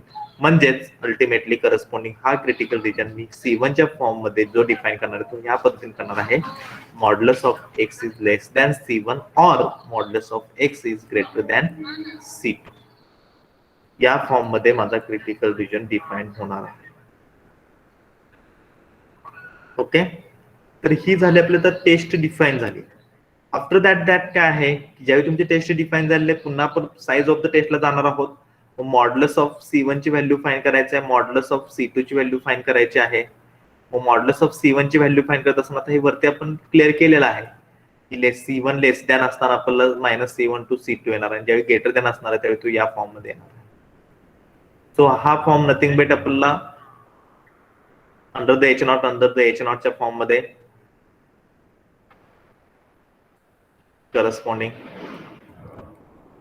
परत त्यांचं सीडीएफ फंक्शन घेऊन परत फायनल आन्सर हे या फॉर्म मध्ये मिळणार. नंतर परत त्याचं पॉवर ऑफ टेस्टची व्हॅल्यू पण आता हे डिफाईन करून दिलेलं आहे. फक्त तुम्ही केअरली बघा, काय डाऊट असेल तर आपण नेक्स्ट लेक्चर मध्ये मी त्याच्याविषयी एक्सप्लेनेशन करेन. त्याचबरोबर मी इथे तुम्हाला हे पण एक्सप्लेनेशन दिलेलं आहे कशाचं, एक्सचं, जे आता मी तुम्हाला डिस्कस केलेलं आहे ते सुद्धा तुम्हाला नोट्स मध्ये दिलं आहे. तर ते तुम्हाला केअरली बघता येईल की कशा पद्धतीने आपल्याला ह्या व्हॅल्यूज लाईज होतात किंवा काय वगैरे, आणि कसं आपण डिफाईन करू शकतो. एक्झाम्पल बघितलं, लक्षात आलं, स्पेसिफिकेशन केलं तर इझिली आहे. आणि जर नाही क्लिअर झालं तर मग ते कोणतून आलं, काय आलं, किंवा कशा पद्धतीने आपल्याला ह्या व्हॅल्यू डिफाईन होतात किंवा काय, डिरेक्टली तुम्हाला हे सुद्धा आन्सर विचारू शकतो. तर यानुसार जरा सर्व क्लिअरली पाहून घ्या. ओके, एक्झाम्पल बघा. जर काय डिफिकल्टी वाटले तर नेक्स्ट लेक्चर मध्ये मला विचारा, मी तुम्हाला सांगेन. उद्या आपलं लेक्चर आहेच. ओके, ठीक आहे. तर आपण इथं थांबूया, आणि जो पार्ट सांगितलाय तो क्लिअरली पहा. नंतर पुढचा जो पार्ट आहे तो सुद्धा बघून घेतला तर बेटर होईल, म्हणजे आपल्याला डिरेक्टली पुढच्या काही गोष्टीकडे जात आहे. या सगळ्या नोट्स आहेत ते मी थोडंसं एक मायनर करेक्शन आहे ते करेक्शन करून मी तुम्हाला सेंड करतो. ओके, ठीक आहे. थांबूया आपण इथे.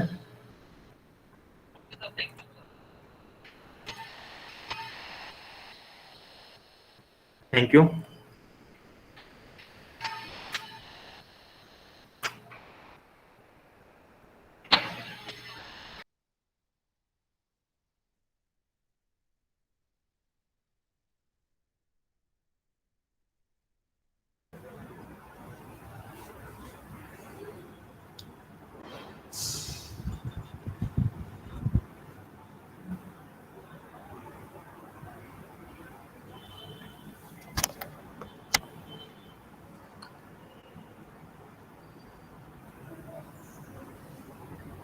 Good morning, all of you. Everybody able to hear me? Good morning Yes, sir. Sir. Good morning. Am I audible? Yes, sir. Okay, thank you.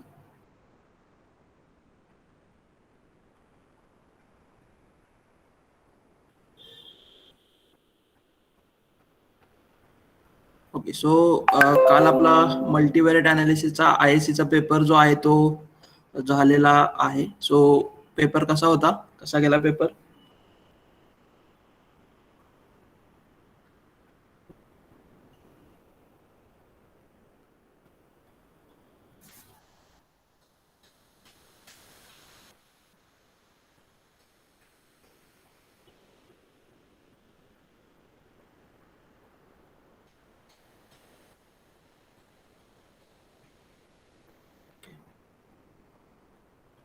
So त्यामधले जर काही क्वेश्चन्स तुम्हाला सुटले नसतील किंवा काही क्वेश्चन्स तुम्हाला कशा रीतीने सॉल्व्ह करायचे जर माहिती नसतील तर ते क्वेश्चन जर तुम्ही नोट डाऊन केले असतील तर तसे क्वेश्चन जे आहेत ते काढून घ्या आणि ते आपण डिस्कस करूया.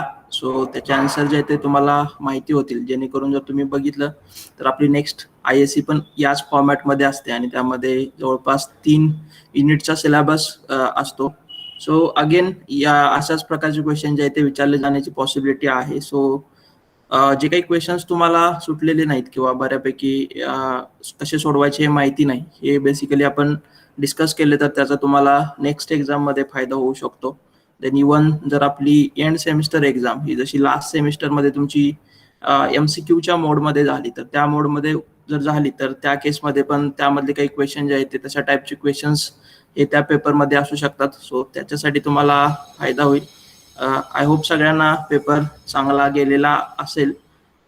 देन बेसिकली आता आपण आपला जो काही डिस्कशन चालू होतं त्या regarding the multivariate normal distribution, multivariate Wishart distribution जे आहे इन जनरल केस हे आपण डिस्कस करत होतो. आणि लास्ट लेक्चरमध्ये आपण बेसिकली काय बघितलेलं आहे तर मल्टीव्हेरिएट विशार डिस्ट्रीब्युशनचा जो काही PDF चा फॉर्म आहे फॉर दी जनरल केस हे आपण डिस्कस केलेला आहे. Then now in today's lecture basically what we are going to do, we will discuss some properties of the Wishart distribution. Inside the properties again some properties are similar to the multivariate normal distributions. So basically we have seen that what is the distribution of the linear combinations of the elements of the multivariate normally distributed random vectors. In similar way we will find the distribution of the linear combinations of the मल्टीव्हेरिएट विशार डिस्ट्रीब्युशन्स जे काही elements आहेत वेक्टरचे किंवा त्या मॅट्रिकचे त्याचं आपण काय करणार आहे, लिनियर कॉम्बिनेशनचं डिस्ट्रीब्युशन काय असेल हे आपल्याला बघायचं आहे. सो आता ही फर्स्ट प्रॉपर्टी आहे ती आपण बघूया. If D is the symmetric positive definite matrix, if D is the positive symmetric definite matrix, then basically D is the Wishart matrix. हा विशार्ट मॅट्रिक्स असणार आहे जर ह्या प्रॉपर्टीज तो फॉलो करत असेल, that is symmetric positive and definite matrix असेल तर बेसिकली दिस इज द आपण काय केलेलं असेल तर जे काही तुमचे ऑब्झर्वेशन्स ड्रॉ केलेले आहेत त्या ऑब्झर्वेशन पासूनचं आपण जर मीनचा डिफरन्स घेतला आणि त्याचं स्क्वेअर जर केलं तर त्याच्या ज्या काही एंट्रीज असणार आहेत त्या बेसिकली या D या मॅट्रिक्स मध्ये असणार आहेत. आणि if D follows P-variate Wishart distribution with n degrees of freedom and associated variance covariance matrix sigma, then basically what we have to prove the H prime follows Wishart M-variate Wishart distribution with n degrees of freedom and associated variance covariance matrix is the H sigma H prime. Here basically H is the any M by P matrix of constants and the rank of H is the M. So basically we have to find the distribution of these HD H prime when the distribution of D is the Wishart distribution, P-variate Wishart distributions, and the parameters or the number of degrees of freedoms are the n and associated variance covariance matrix is sigma. So this is the given information, that is D follows Wishart distribution. Then basically we are considering that is X follows P-variate normal distribution with mean mu and associated variance covariance matrix is the sigma. Then matrix D is the basically X minus mu E1n X minus mu E1 n prime. So this is the X is the matrix of the observations which is drawn from the P-variate normally distributed variate. So हा जो काही असणार आहे तो basically P by n चा matrix असेल. Then basically mu E1 is again you will get the mu is the basically vector of the dimensions P, and after multiplication of the vector having the values 1 and the dimension n, then what we will get the resultant matrix as the matrix of the n by P dimensions. So X is the matrix of the observations having dimensions n by P. This is mean vector, and multiplication of E1 n is also the matrix of the dimensions n by P, and this D is the basically considered as the Wishart matrix, and the distribution of these Wishart matrix is the basically Wishart distributions with P-variate Wishart distributions. And associated degrees of freedom n and sigma. So या ठिकाणी जितके number of observations आपण draw केलेले असतात या X या matrix मध्ये, तितक्या number of degrees of freedom या विशार्ड डिस्ट्रीब्युशनच्या असतात. आणि त्यानंतर हे जे काही ऑब्झर्वेशन्स आहेत ज्या आपण पी व्हेरिएट नॉर्मल डिस्ट्रीब्युशन मधून ड्रॉ केलेले आहेत, त्याचा असोसिएटेड व्हेरियन्स कोव्हेरियन्स मॅट्रिक्स जो असतो तो म्हणजे ह्या विशार्ड डिस्ट्रीब्युशनचा असोसिएटेड व्हेरियन्स कोव्हेरियन्स मॅट्रिक्स असतो. Then now what we have to find? We have to find the distribution of HD H prime. So basically H is the any m by p matrix of constant. Then basically we are aware about the multivariate result, that is X follows p variate normal distribution with mean mu and variance sigma. Then basically the distribution of Hx is the basically the this is the depends on the dimension of these H matrix and the rank of these H matrix. So suppose the rank of this H matrix is the m, then in that case the distribution of Hx follows m variate normal distribution with mean H mu and variance covariance matrix H sigma H prime. So now this is the distribution of Hx. So suppose we consider the HD H prime and we substitute the value of D. So basically what is the value of D is the x minus mu e1 n into x minus mu e1 n prime. So after multiplication what we will get, the Hx minus h mu e1 n into hx h mu e1 prime. So now look at these terms. So this is the Hx is the m variate multivariate normal distributions and associated mean is the h mu, and this is basically Hx is the matrix. And what is the values of these Hx matrix? Basically the observation which is drawn from these multivariate normally distributed distributions. So this is the matrix Hx and this is the corresponding mean, and after multiplication of e1 n what we this vector is converted into the matrix. So basically जर तुम्ही ह्या दोन term compare केल्या, that is he term आणि ही term, ह्या दोन term जर compare केल्या तर इथं एक्सचं डिस्ट्रीब्युशन, एक्सचा हा मॅट्रिक्स होता, एक्सचा हा मॅट्रिक्स कशाचा होता तर बेसिकली नॉर्मल डिस्ट्रीब्युटेड ऑब्झर्वेशन्स या एक्स या मॅट्रिक्स मध्ये आहेत पी व्हेरिएट नॉर्मल डिस्ट्रीब्युटेड पासून. म्हणजे जर एक्स फॉलोज पी व्हेरिएट असेल तर त्यापासून जे काही एन रॅन्डम सॅम्पल्स आपण ड्रॉ केलेले ते ह्या एक्स या मॅट्रिक्स मध्ये आहेत. आता हा एक्स हा एच एक्स न आपण रिप्लेस केला, त्याच्या करस्पॉन्डिंग मीन जो आहे तो तुम्हाला इथं मायनस केलेला आहे. सो अगेन बेसिकली हा आपण काय असणार आहे तर विशार्ट मॅट्रिक्स असणार आहे वन टाइपचा, आणि याचं जे काही डिस्ट्रीब्युशन असणार आहे ते काय असणार आहे. सो अकॉर्डिंग टू इथं जशा प्रकारे आपण जे काही लॉजिक यूज केलेलं आहे विशार्ट डिस्ट्रीब्युशन ऑब्टेन करण्यासाठीचं, त्या सिमिलर वेनं तुम्हाला काय मिळेल, H x follows Wishart distribution and त्याचे व्हेरिएट्स काय असतील तर बेसिकली या एच एक्सचे जे काही व्हेरिएट्स असणार आहेत ते, so H x follows m variate normal distribution. So basically m variate Wishart distribution.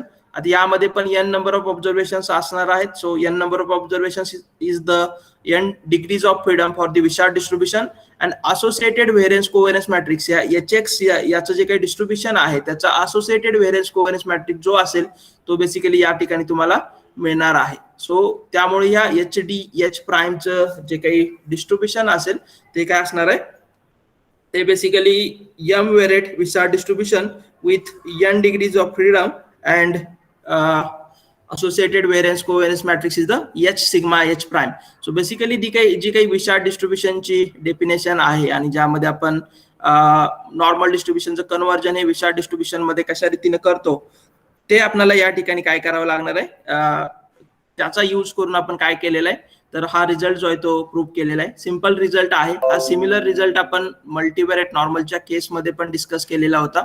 So याच्या रिलेटेड एक्झाम्पल जे आहे ते विचारले जाऊ शकतात. सो डीचं जे काही डिस्ट्रीब्युशन आहे ते तुम्हाला प्रोव्हाइड केलेलं असू शकतं आणि त्यानंतर एच डी एच प्राईमचं जे काही डिस्ट्रीब्युशन आहे ते तुम्हाला फाइंड करण्यासाठी विचारलं जाऊ शकतं. So this is the basically first property of the Wishart distribution. Even MCQ मध्ये पण डिफरंट वेनं हा क्वेश्चन जो आहे तो विचारला जाऊ शकतो. त्यामध्ये त्याचे असोसिएटेड व्हेरियन्स कोव्हेरियन्स मॅट्रिक्स काय आहे याच्या रिगार्डिंगचे जे काही क्वेश्चन्स आहेत ते विचारले जाऊ शकतात. ठीक आहे, यामध्ये कुणाला काही क्वेश्चन आहे का?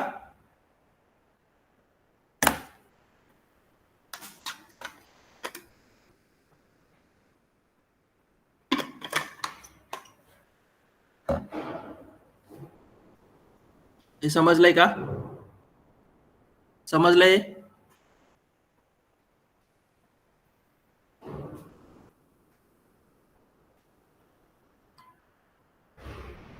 अजून समजलंय का?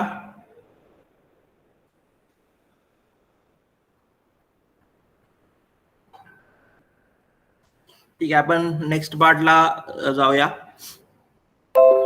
आता या ठिकाणी आपल्याला काय करायचं आहे तर मार्जिनल डिस्ट्रीब्युशन ऑफ विशार्ड डिस्ट्रीब्युशन अशा रीतीनं टायटल या ठिकाणी लिहिलेलं आहे. बट ज्यावेळी आपण एक्स हा म्हणजे वेक्टर कन्सिडर करत होतो, मल्टीव्हेरिएट नॉर्मल डिस्ट्रीब्युशन फॉलो होत असेल त्या एक्स या वेक्टरचं, आणि त्यानंतर त्याचं जर आपण पार्टिशन कन्सिडर केलं तर त्या पार्टिशनचं डिस्ट्रीब्युशन काय असतं हे आपण डिस्कस केलेलं आहे. सो सिमिलर वेनं आपण काय करणार आहे की यामध्ये पण तुमचा जो काही विशार्ड मॅट्रिक्स आहे तो आपण पार्टिशन करणार आहे, आणि त्यानंतर जो काही पार्टिशन केलेला सबपार्ट आहे त्याचं डिस्ट्रीब्युशन काय असतं हे आपल्याला बघायचं आहे. So basically, if D follows p-varied Wishart distribution with n degrees of freedom and associated variance covariance matrix sigma, and D is the partition in a such a way that suppose D चे dimensions हे p by p असतील, आणि तो जर आपण अशा रीतीनं partition केला, that is this is the D11 is the matrix of the dimension m by m, then this is the D12 is the matrix of the m into p minus m dimension, because total dimension is the p by p, so total p columns and p rows are there. So if you consider the first partition as the m by n, the m by m, then basically what will be the dimension of the second matrix, that is the m into p minus m columns. So then what is the dimensions of the D21? This is the basically p minus m into m, and the dimension of the D22 is the basically p minus m into p minus m. So now what we have to find, we have to find the distribution of these D11 and we have to find the distribution of these D22.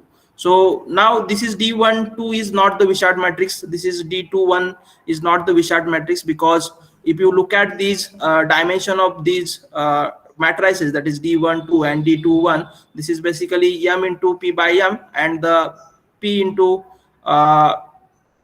p minus m into p. So हे जे काही D22 आणि D11 हे दोन matrices असणार आहेत, जे काही डायगोनल मध्ये आपण कन्सिडर केलेले आहेत, हेच बेसिकली काय असणार आहेत तर ते विशार्ड मॅट्रिसेस असणार आहेत, आणि यामध्ये याच्या ज्या काही एंट्रीज असतील त्या बेसिकली काय असणार आहेत तर जे काही एक्सचं डिस्ट्रीब्युशन आपण कन्सिडर केलेलं असेल त्या एक्स डिस्ट्रीब्युशन मधून आपण एम नंबर ऑफ ऑब्झर्वेशन जे आहेत ते ड्रॉ केलेले असतील, आणि यामध्ये आपण काय केलेलं असेल तर basically p minus m number of observation जे आहेत ते या ठिकाणी ड्रॉ केलेले असतील, आणि त्याचा जो काही मॅट्रिक्स आपल्याला फॉर्म होतो आहे तो बेसिकली D11 आणि D22 मध्ये असणार आहे त्या entries. So now we have to find the distribution of D11 first, then we have to find the distribution of D22. So first of all, we will find the distribution of D11. To find the distribution of D11, we partition the matrix H of the dimension m by p in a such a way that we divide this matrix in the two partitions, and first one is the identity matrix of the m dimensions, and then basically the null matrix of the dimension m into p minus m. So हा जो काही result आपण आता discuss केलेला होता, that is D follows p varied Wishart distribution, then what will be the distribution of h d h prime. So हा result आपण काय करणार आहे, यूज करणार आहे हे रिझल्ट प्रूव्ह करण्यासाठी, म्हणजे D11 चं डिस्ट्रीब्युशन ऑब्टेन करण्यासाठी. आता या ठिकाणी बघा, H हा मॅट्रिक्स हा आपण अशा रीतीनं पार्टिशन केलेला आहे. H is the any m by p matrix of the constant. So या ठिकाणी त्याच्या ज्या काही एंट्रीज असतील त्या बेसिकली रिअल नंबर किंवा रिअल नंबर असणार आहेत आणि त्या कॉन्स्टंट असणार आहेत. सो बेसिकली आता या ठिकाणी बघा, IM हा आयडेंटिटी मॅट्रिक्स असेल ऑफ डायमेन्शन m, आणि त्यानंतर remaining p minus m column जे आहेत या H मॅट्रिसेसचे त्याच्या व्हॅल्यूज आपण काय करणार आहे, 0 सबस्टिट्यूट करणार आहे, आणि दुसरा सबसेट म्हणजे हा जो काही सेकंड सबसेट असेल त्याच्या सगळ्या व्हॅल्यूज ह्या नल व्हॅल्यू किंवा 0 असणार आहे. आता या ठिकाणी D जो आहे तो आपण कशा रीतीनं पार्टिशन केलेला आहे ते मी लिहिलेलं आहे, आणि D जर आपण अशा रीतीनं पार्टिशन केला तर बेसिकली त्या केसमध्ये जो काही corresponding associated variance covariance matrix आहे तो पण सिमिलर वेनं पार्टिशन होईल. सो तुमचे जितके डी चे डायमेन्शन्स असतील तितकेच या सिग्माचे डायमेन्शन्स असणार आहेत. आणि डी जर तुम्ही या 4 पार्ट्स मध्ये पार्टिशन केलेलं असेल तर सिमिलर वेनं सिग्मा 1 1 सिग्मा 1 2 सिग्मा 2 1 सिग्मा 2 2 अशा रीतीने पार्टिशन जे आहे ते तुम्हाला मिळणार आहे. आणि याचे जे काही डायमेन्शन्स आहेत ते m बाय n, सिग्मा 1 1 चे डायमेन्शन्स हे m बाय m असतील. देन सिग्मा 1 2 चे डायमेन्शन सिमिलर टू हे जे काही डायमेन्शन्स आहेत ते सिग्मा 1 2 चे डायमेन्शन्स असणार आहेत. Then now what we are going to do, we will consider the h prime. Now we will basically substitute the value according to these partition. So h matrix is partitioned into 2 parts, 2 subset, that is identity matrix and the null matrix. So we substitute the value of these partition h. So and the D is the partition into these way, that is D11, D12, D21 and D22. And then next one basically that is h prime. So we have to consider the prime of these matrix. So after multiplication or after simplification, what we will get, so basically D11 multiply by im plus D12 multiply by 0. This is basically null matrix. And after all the multiplication, what we will get, all the values are the zeros. So basically D11 into the identity matrix of the m dimensions, and the dimensions of these D11 matrix is also m by m. So resultant value is the basically D11, and after the multiplication D21 im and D22 0. So basically the value is the D22. So after multiplication you will get these kind of the values or this kind of the matrix. Then do the simplification with these 2 steps. So after again multiplication, this is the identity matrix of the m dimensions and the D11, and this is the null matrix of the dimension m into p minus m, and this is the D22, this is D21. So again after multiplication, what we will get, we will get the value is equal to D11. So basically h prime is the D11.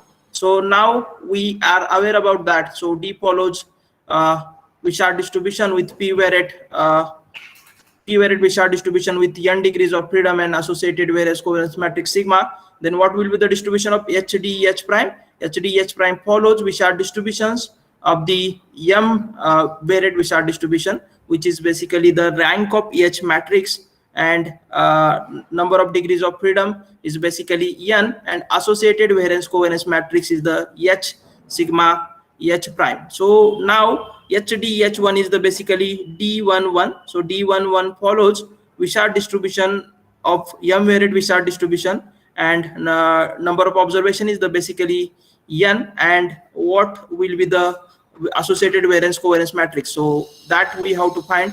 To find this, what we have to consider, we have to consider h sigma h prime and substitute the value of the partition, that is identity matrix, null matrix. Then the partition of the sigma, that is sigma 1 1 sigma 1 2 sigma 2 1 sigma 2 2.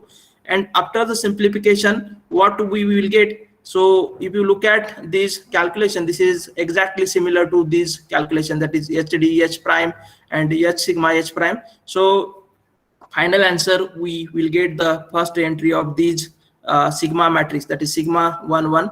Here also we get the first entry of these D matrix, that is D11. So this is not the first entry, but this is the first partition of these D matrix, and this is sigma 1 1 is the also the partition of this sigma matrix. So h sigma h prime is equal to sigma 1 1. So D11 follows m varied Wishart distribution with n degrees of freedom and associated variance covariance matrix h sigma h prime, which is basically sigma 1 1. So simple जो काही previous result होता त्या रिझल्टचा आपण use केलेला आहे. त्यानंतर just जो काही एच मॅट्रिक्स होता आपला, तो एच मॅट्रिक्स हा आपण अशा रीतीनं पार्टिशन केला जेणेकरून आपल्याला जो काही रिझल्ट आपल्याला ऑब्टेन करायचा आहे तो रिझल्ट मिळेल. सो बेसिकली या ठिकाणी बघा, सो एच D11 चं डिस्ट्रीब्युशन हे आपल्याला अगेन विशार्ट डिस्ट्रीब्युशन मिळालेलं आहे with n degrees of freedom and associated various covariance matrix sigma 1 1. Okay, then what we have to find? We have to find the distribution of D22. So this is the basically या ठिकाणी जो काही आपण D matrix partition केलेला आहे त्यामधलं आपण D11चं distribution obtain केलं. ते D11चं डिस्ट्रीब्युशन हे एम व्हेरिएट विशाल डिस्ट्रीब्युशन फॉलो होत होतं. आता D22चं डिस्ट्रीब्युशन आपल्याला ऑब्टेन करायचं आहे आणि D22चं जर तुम्ही डायमेन्शन्स बघितली तर ती बेसिकली काय आहेत तर P minus m into P minus m. So आता या D22चं डिस्ट्रीब्युशन हे बेसिकली काय फॉलो करणार आहे तर Wishart distribution with P minus m varied Wishart distribution with n degrees of freedom and associated variance covariance matrix जो असणार आहे तो काय असणार आहे याचा तर सिग्मा 22 असणार आहे. सो हा रिझल्ट प्रूव्ह करण्यासाठी आता H हा जो काही मॅट्रिक्स आपण कन्सिडर केलेला होता तो सिमिलर H मॅट्रिक्स आहे. त्याचं पार्टिशन फक्त आपल्याला डिफरंट वेनं कन्सिडर करायचं आहे. सो फर्स्ट रिझल्ट ऑब्टेन करण्यासाठी आपण काय केलं H मॅट्रिक्स पार्टिशन करत असताना फर्स्ट सबसेट जो आहे तो बेसिकली आयडेंटिटी मॅट्रिक्स मध्ये ऑफ द एम डायमेन्शन्स हे पार्टिशन केलं. देन बेसिकली सेकंड पार्ट जो आहे तो त्यामध्ये आपण काय केलं तर सेकंड पार्टिशन मध्ये basically m into p minus m डायमेन्शनचा नल मॅट्रिक्स आपण कन्सिडर केला.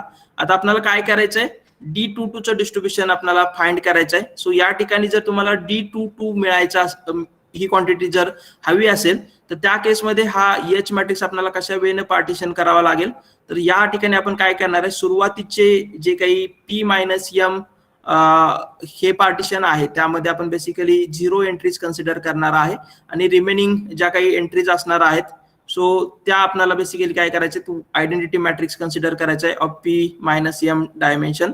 सो आता बघा हा ठीक आहे त्याच्या अगोदर आपण D11चं PDF जे आहे ते बघूया हे सेकंड प्रूफ करण्या अगोदर. सो दिस इज बेसिकली जे काही काल आपण जनरल केसमध्ये PDF ऑब्टेन केलं होतं D या विशार्ट मॅट्रिक्स साठीचं त्या D या विशार्ट मॅट्रिक्स मध्ये आपण काय केलेलं आहे बघा फक्त D रिप्लेस केलेला आहे D11 न आणि त्यानंतर तुमचा जो काही P होता तो रिप्लेस होईल M न बिकॉज D चं जे काही डिस्ट्रीब्युशन असतं ते P व्हेरिएट विशार्ट डिस्ट्रीब्युशन असतं. देन D11चं जे काही डिस्ट्रीब्युशन आहे ते काय आहे तर M व्हेरिएट विशार्ट डिस्ट्रीब्युशन आहे आणि या ठिकाणी associated variance covariance matrix sigma 1 1 आहे आणि D च्या केसमध्ये तो काय होता तर सिग्मा हा होता. सो ज्या ज्या ठिकाणी तुमच्या जनरल केसच्या विशार्ट डिस्ट्रीब्युशनच्या PDF मध्ये सिग्मा आहे तिथं तुम्ही सिग्मा 1 1 ही क्वांटिटी रिप्लेस करा आणि ज्या ठिकाणी तुमचा D आहे त्या ठिकाणी D11 ही क्वांटिटी रिप्लेस करा आणि रिप्लेस P बाय M जिथं जिथं P आहे तो M न रिप्लेस करा. सो तुम्हाला M व्हेरिएट विशार्ट डिस्ट्रीब्युशनचा PDF हा मिळेल. सो जस्ट तेच आपण केलेलं आहे आणि या ठिकाणी तुमचा जो काही कॉन्स्टंट असणार आहे तो कॉन्स्टंट बेसिकली काय असतो तर जनरल केसमध्ये P आणि N चं फंक्शन असतो. या ठिकाणी तुम्हाला ते M आणि N चं फंक्शन मिळणार आहे. सो इव्हन कॉन्स्टंट मध्ये पण आपल्याला काय करावं लागेल ज्या ठिकाणी आपली P ही व्हॅल्यू होती ती आपल्याला M ने रिप्लेस करावी लागेल. So then we will get this constant. So अशा रीतीने याचं जे काही PDFचं फॉर्म जे आहे ते पण आपल्याला मिळेल. एकदा का डिस्ट्रीब्युशनचे पॅरामीटर्स आपल्याला माहिती झाले तर त्याचा जो काही फॉर्म आहे PDFचा फॉर्म लिहिणं ते सिम्पल आहे. जस्ट ज्या काही करस्पॉन्डिंग चेंजेस आहेत ते आपल्याला या फॉर्मॅटमध्ये करावे लागतील आणि तुम्हाला बेसिकली जो काही PDF आहे रिक्वायर्ड PDF तो मिळणार आहे. आता देन आपण काय करूया की D22 साठीचं डिस्ट्रीब्युशन जे आहे ते आपल्याला ऑब्टेन करायचं आहे. सो या ठिकाणी बघा H हा पार्टिशन करत असताना कशा रीतीने पार्टिशन केलेला आहे तर या ठिकाणी 0 किंवा null matrix of dimension P by M into M हा फर्स्ट कन्सिडर केलेला आहे आणि then identity matrix of dimensions P by M हा कन्सिडर केलेला आहे. सो इथं सुरुवातीला D11चं डिस्ट्रीब्युशन फाइंड करत असताना ह्या Hच्या पार्टिशन मध्ये फक्त चेंज आहे आणि हा चेंज झाल्यानंतर तुम्हाला HD H प्राइम ही क्वांटिटी कन्सिडर करायची then H sigma H prime ही क्वांटिटी कन्सिडर करायची आहे. सो HD H प्राइम तुम्हाला D22 मिळेल. H सिग्मा H प्राइम ही क्वांटिटी सिग्मा 22 मिळेल.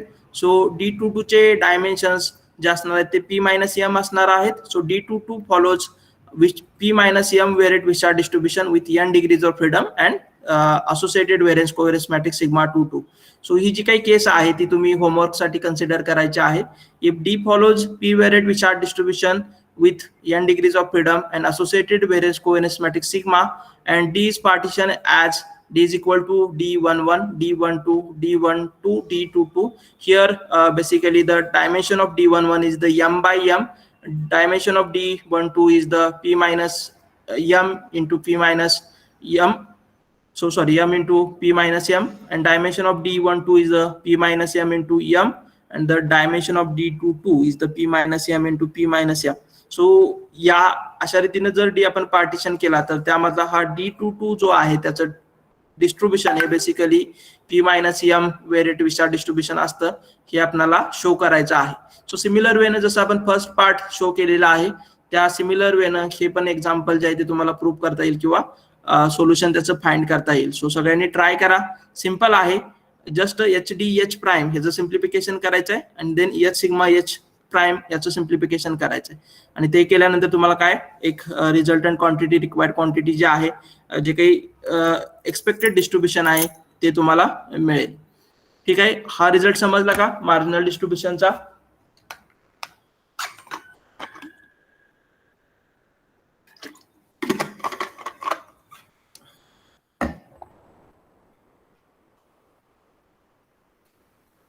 काय क्वेश्चन आहे याच्यामध्ये?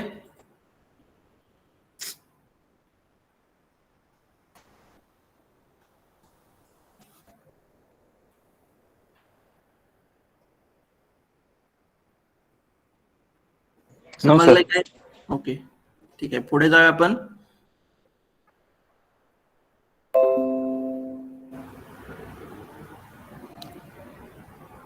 आता या ठिकाणी आपण काही रिमार्क कन्सिडर करणार आहे जे की आपल्याला नेक्स्ट प्रूफ साठी रिक्वायर्ड आहेत.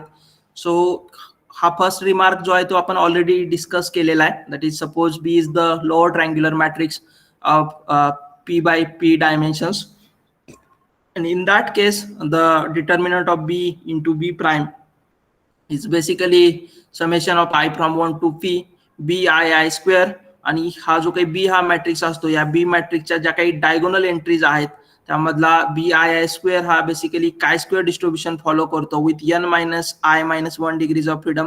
हे आपण ऑलरेडी डिस्कस केलेलं आहे. त्यानंतर हे ज्यावेळी आपण बघितलेलं आहे म्हणजे determinant of B into B prime obtain करायचा होता तर त्या केसमध्ये आपण काय केलेलं आहे की एक सिम्पल 2x2 चा मॅट्रिक्स कन्सिडर करून then determinant of B into B prime ही क्वांटिटी आपण काय केलेली आपण ऑप्टेन केलेली आहे. सो आता आणि हा जो काही मॅट्रिक्स आहे बी त्याच्या डायगोनल एंट्रीचा स्क्वेअर जो असतो तो chi square distribution with n minus i plus 1 degrees of follow करतो. ज्यावेळी बेसिकली आपल्याला एक्स आणि s which is the basically the parameters of the multivariate normal distributions हे इंडिपेंडेंट आहेत, त्यांचं सॅम्पलिंग डिस्ट्रीब्युशन हे इंडिपेंडेंट आहे हे आपल्याला ज्यावेळी शो करायचं होतं त्यावेळी हे रिझल्ट आपण ऑप्टेन केलेले आहेत. तोच रिझल्ट आता या ठिकाणी ऍज अ रिमार्क म्हणून मी लिहिलेला आहे बिकॉज हा रिझल्ट आपल्याला नेक्स्ट कॅल्क्युलेशन मध्ये किंवा नेक्स्ट रिझल्ट मध्ये यूज करायचा आहे. देन बेसिकली सो या ठिकाणी a is equal to C inverse D into C inverse prime ही क्वांटिटी लिहिलेली आहे. सो या ठिकाणी डी जो आहे तो जनरल केस मधला बिशार्ड मॅट्रिक्स आहे आणि तो जर आपण अशा रीतीनं ट्रान्सफॉर्म केला ए मध्ये तर त्या केसमध्ये हा जो काही सी असतो तो lower triangular non singular matrix in such a way that C into C prime is equal to sigma. तर या ठिकाणी जे काही डीचं डिस्ट्रीब्युशन असतं ते Wishart distribution with P variate Wishart distribution with n degrees of freedom and associated variance covariance matrix sigma जर असेल तर एचं डिस्ट्रीब्युशन काय असतं तर सिमिलर वेनं P variate Wishart distribution with n degrees of freedom and associated variance covariance matrix जो असतो तो आयडेंटिटी मॅट्रिक्स असतो. म्हणजे एचं डिस्ट्रीब्युशन हे बेसिकली विशार्ड डिस्ट्रीब्युशन इन कॅनॉनिकल केस मधलं जे काही डिस्ट्रीब्युशन आहे ते आपल्याला मिळतं. सो या ठिकाणी जस्ट हा जो काही रिमार्क लिहिलेला आहे that is equal to C inverse D into C inverse prime हे पण आपण ऑलरेडी डिस्कस केलेलं आहे ज्यावेळी कॅनॉनिकल केसमध्ये किंवा त्यानंतरचे जे काही रिझल्ट आहेत त्यामध्ये ह्या गोष्टी ज्या आहेत त्या आपण ऑप्टेन केलेल्या होत्या.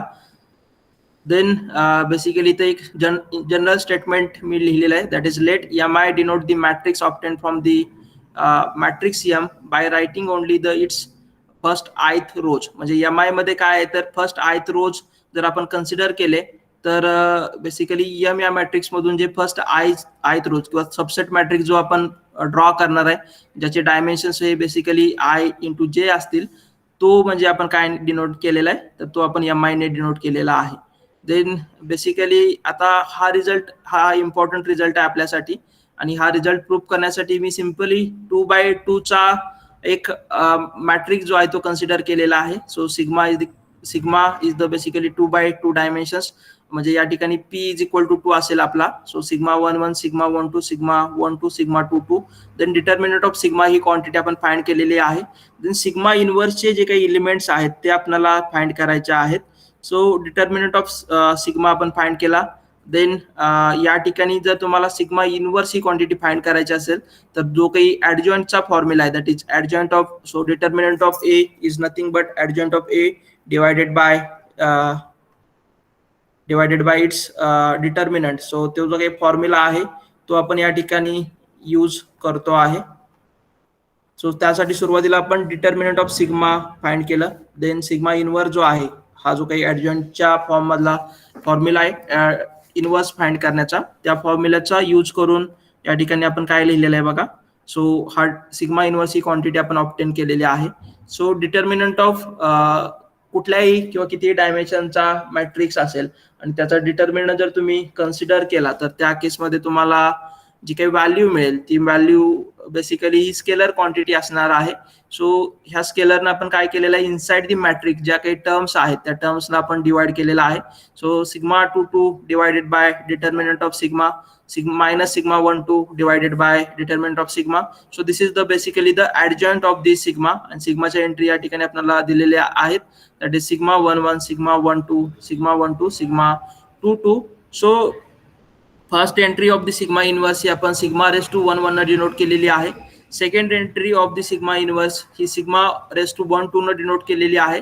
दिस इज 2 1 या लोकेशनला जी काही एंट्री आहे सिग्मा इनवर्सची ती आपण again this is basically symmetric असल्यामुळं सिग्मा रेस टू 1 2 न डिनोट केलेली आहे. आणि लास्ट एंट्री जी आहे ती सिग्मा रेस टू 2 2 न आपल्याला डिनोट केलेली आहे. आता या ठिकाणी ही जी काही लास्टची एंट्री आहे that is basically sigma raise to 2 2 is nothing but sigma 1 1 divided by determinant of sigma. आणि या ठिकाणी जर तुम्ही बघितलं तर this is sigma 1 1 is the basically determinant of sigma 1 which is the basically subset of जर sigma जो आपण पार्टिशन केला अशा वेनं सिग्मा 1 सिग्मा 2 सिग्मा 1 1 अशा रीतीने करू आपण sigma 1 2 sigma 1 2 sigma 2 2 sorry sigma 2 1. तर यामध्ये ही जी काही सिग्मा इनवर्स मध्ये ही जी लास्टची एंट्री जी असणार आहे ती बेसिकली या डिटर्मिनंट ऑफ सिग्मा 1 1 आता स्केलर क्वांटिटी असल्यामुळे त्याचा डिटर्मिनंट जर घेतला तर ती क्वांटिटी इटसेल्फ मिळेल, बिकॉज आपण इथं सिंपल एक्झाम्पल कन्सिडर करतोय 2/2 चं.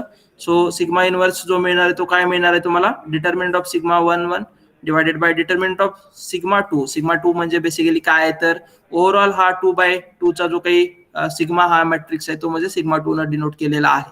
सो हा जो काही फॉर्म्युला आहे तो आपण इन जनरल फॉर्म मध्ये अशा रीतीने लिहू शकतो, sigma raise to P P is nothing but determinant of sigma p minus 1 divided by determinant of sigma p. आता इथं फक्त 2/2 चा मॅट्रिक्स कन्सिडर केल्यामुळे हे जनरलायझेशन ऍक्च्युली इतकं चांगलं लक्षात येऊ शकत नाही. बट जर या ठिकाणी जर तुम्ही सिग्मा हा 3/3 चा मॅट्रिक्स कन्सिडर केला सो त्याच्या entries basically sigma 1 1 sigma 1 2 sigma 1 3 अशा रीतीने सिमेट्रिक मॅट्रिक्स असेल. Again sigma 2 2 sigma 2 3 sigma 2 3 sigma 1 3 2 3 sigma 3 3. आणि या केसमध्ये जर सिग्मा इनवर्स तुम्हाला फाइंड करायचं असेल तर त्या केसमध्ये सिग्मा इनवर्स तुम्हाला काय मिळणार आहे, that is 1 upon determinant of sigma multiply by adjoint of sigma. आणि ऍडजॉइंट मध्ये ज्या काही एंट्रीज असतात स्वतः हा लास्टचा एलिमेंट आहे. सो ऍडजॉइंट मध्ये आपल्याला सपोज सिग्मा 3 3 चा जे काही करस्पॉन्डिंग ऑब्झर्वेशन्स आहे ते आपल्याला फाइंड करायचं असेल तर आपण ते कशा रीतीने करतो तर -1 रेस टू याचे जे काही कोइफिशियंट्स आहेत दॅट इज 3 + 3. सो या ठिकाणी -1 रेस टू 6 ही पॉझिटिव्ह क्वांटिटी येणार आहे. देन याची जे म्हणजे ती एंट्री कोणती आहे हे जर फाइंड करायचं असेल तर फर्स्ट हा जो काही रो आहे तो कॉलम जो आहे तो ड्रॉप करा, हा रो जो आहे तो ड्रॉप करा आणि त्यानंतर हा जो काही उरलेला सब मॅट्रिक्स आहे त्याचा डिटर्मिनंट कन्सिडर करा. सो याला या ठिकाणी मी काय म्हणतो तर सिग्मा 2 अशा रीतीने म्हणतो आणि हा सिग्मा जो आहे ओव्हरऑल तो काय आहे सिग्मा 3 आहे. सो आता या केसमध्ये ही जी काही एंट्री असणार आहे ती बेसिकली काय असेल डिटर्मिनंट ऑफ सिग्मा 2 आणि divided by determinant of sigma 3 म्हणजे ही बेसिकली सिग्मा इनवर्सची लास्टची एंट्री असणार आहे that is sigma raise to P P ही एंट्री असणार आहे. सो सिमिलर वेनं हे जनरलायझेशन आहे ते केलेलं आहे. Sigma raise to P P is nothing but determinant of p minus 1 divided by determinant of p हे आपण कन्सिडर केलेलं आहे. सो जस्ट म्हणजे जर तुम्ही 3/3 चा मॅट्रिक्स जर कन्सिडर केला तर तुमच्या लक्षात येईल की हे आपण अशा रीतीने लिहू शकतो. म्हणजे जो काही सिग्मा इनवर्स आहे त्या सिग्मा इन्व्हर्स मधला लास्ट एंट्री जी आहे that is sigma P P is nothing but determinant of sigma P minus 1 divided by determinant of sigma P. So determinant of sigma P म्हणजे बेसिकली सिग्माचे जितके dimensions असतील तो hole मॅट्रिक्सचा determinant, आणि त्यानंतर sigma P minus 1 जो आहे तो बेसिकली इथं जसं मी in the for the case of 3x3 जो मॅट्रिक्स मी ऑब्टेन केलेला आहे आफ्टर ड्रॉपिंग थर्ड कॉलम आणि थर्ड रो, ही बाकीच्या ज्या काही एंट्रीज रिमेनिंग राहतात त्याला बेसिकली आपण काय डिनोट केलं होतं, सिग्मा 2 असं डिनोट केलं होतं. त्याचा डिटर्मिनंट डिवायडेड बाय होल मॅट्रिक्सचा डिटर्मिनंट, ही क्वांटिटी म्हणजे त्या सिग्मा इन्व्हर्स मधली लास्ट एंट्री असणार आहे. सो हे एक आपल्याला रिक्वायर्ड आहे. देन हे रिमार्क झाल्यानंतर आता आपल्याला रिझल्ट बघायचा आहे. सो हा रिझल्ट आहे that is d follows p variate which are distribution with n degrees of फ्रीडम and associated various coherence matrix sigma, then determinant of D divided by determinant of sigma is distributed as the product of P independent chi-square variate with n into n minus 1 up to n minus P minus 1 degrees of freedom. So हे आपल्याला show करायचं आहे. So given information काय आहे तर D follows P variate Wishart distribution, आणि D जर P variate Wishart distribution follow करत असेल with n degrees of freedom and associated variance covariance matrix sigma, then in that case suppose we have considered this transformation that is A is equal to C inverse D into C inverse prime, then basically these A follows Wishart distribution with P variate Wishart distribution with n degrees of freedom and associated variance covariance matrix is the identity matrix. So हा change जो आहे तो होणार आहे D च्या distribution मध्ये. D follows Wishart distribution आणि associated variance covariance matrix आहे तो चेंज होणार आहे ज्यावेळी आपण हे लिनियर कॉम्बिनेशन ट्रान्सफॉर्मेशन जे आहे ते कन्सिडर करणार आहे that is A is equal to C inverse D into C inverse prime. So हे ऑलरेडी आपण डिस्कस केलेलं आहे. सो त्यामध्ये आपण आता परत ते कशा रीतीनं पी वेरेट विथ आयडेंटिटी मॅट्रिक्स येतं हे आपण डिस्कस करणार नाहीये. सो एचं जे काही डिस्ट्रीब्युशन आहे ते पी वेरेट आणि असोसिएटेड व्हेरियन्स कोव्हेरियन्स मॅट्रिक्स या ठिकाणी चेंज झालेला आहे.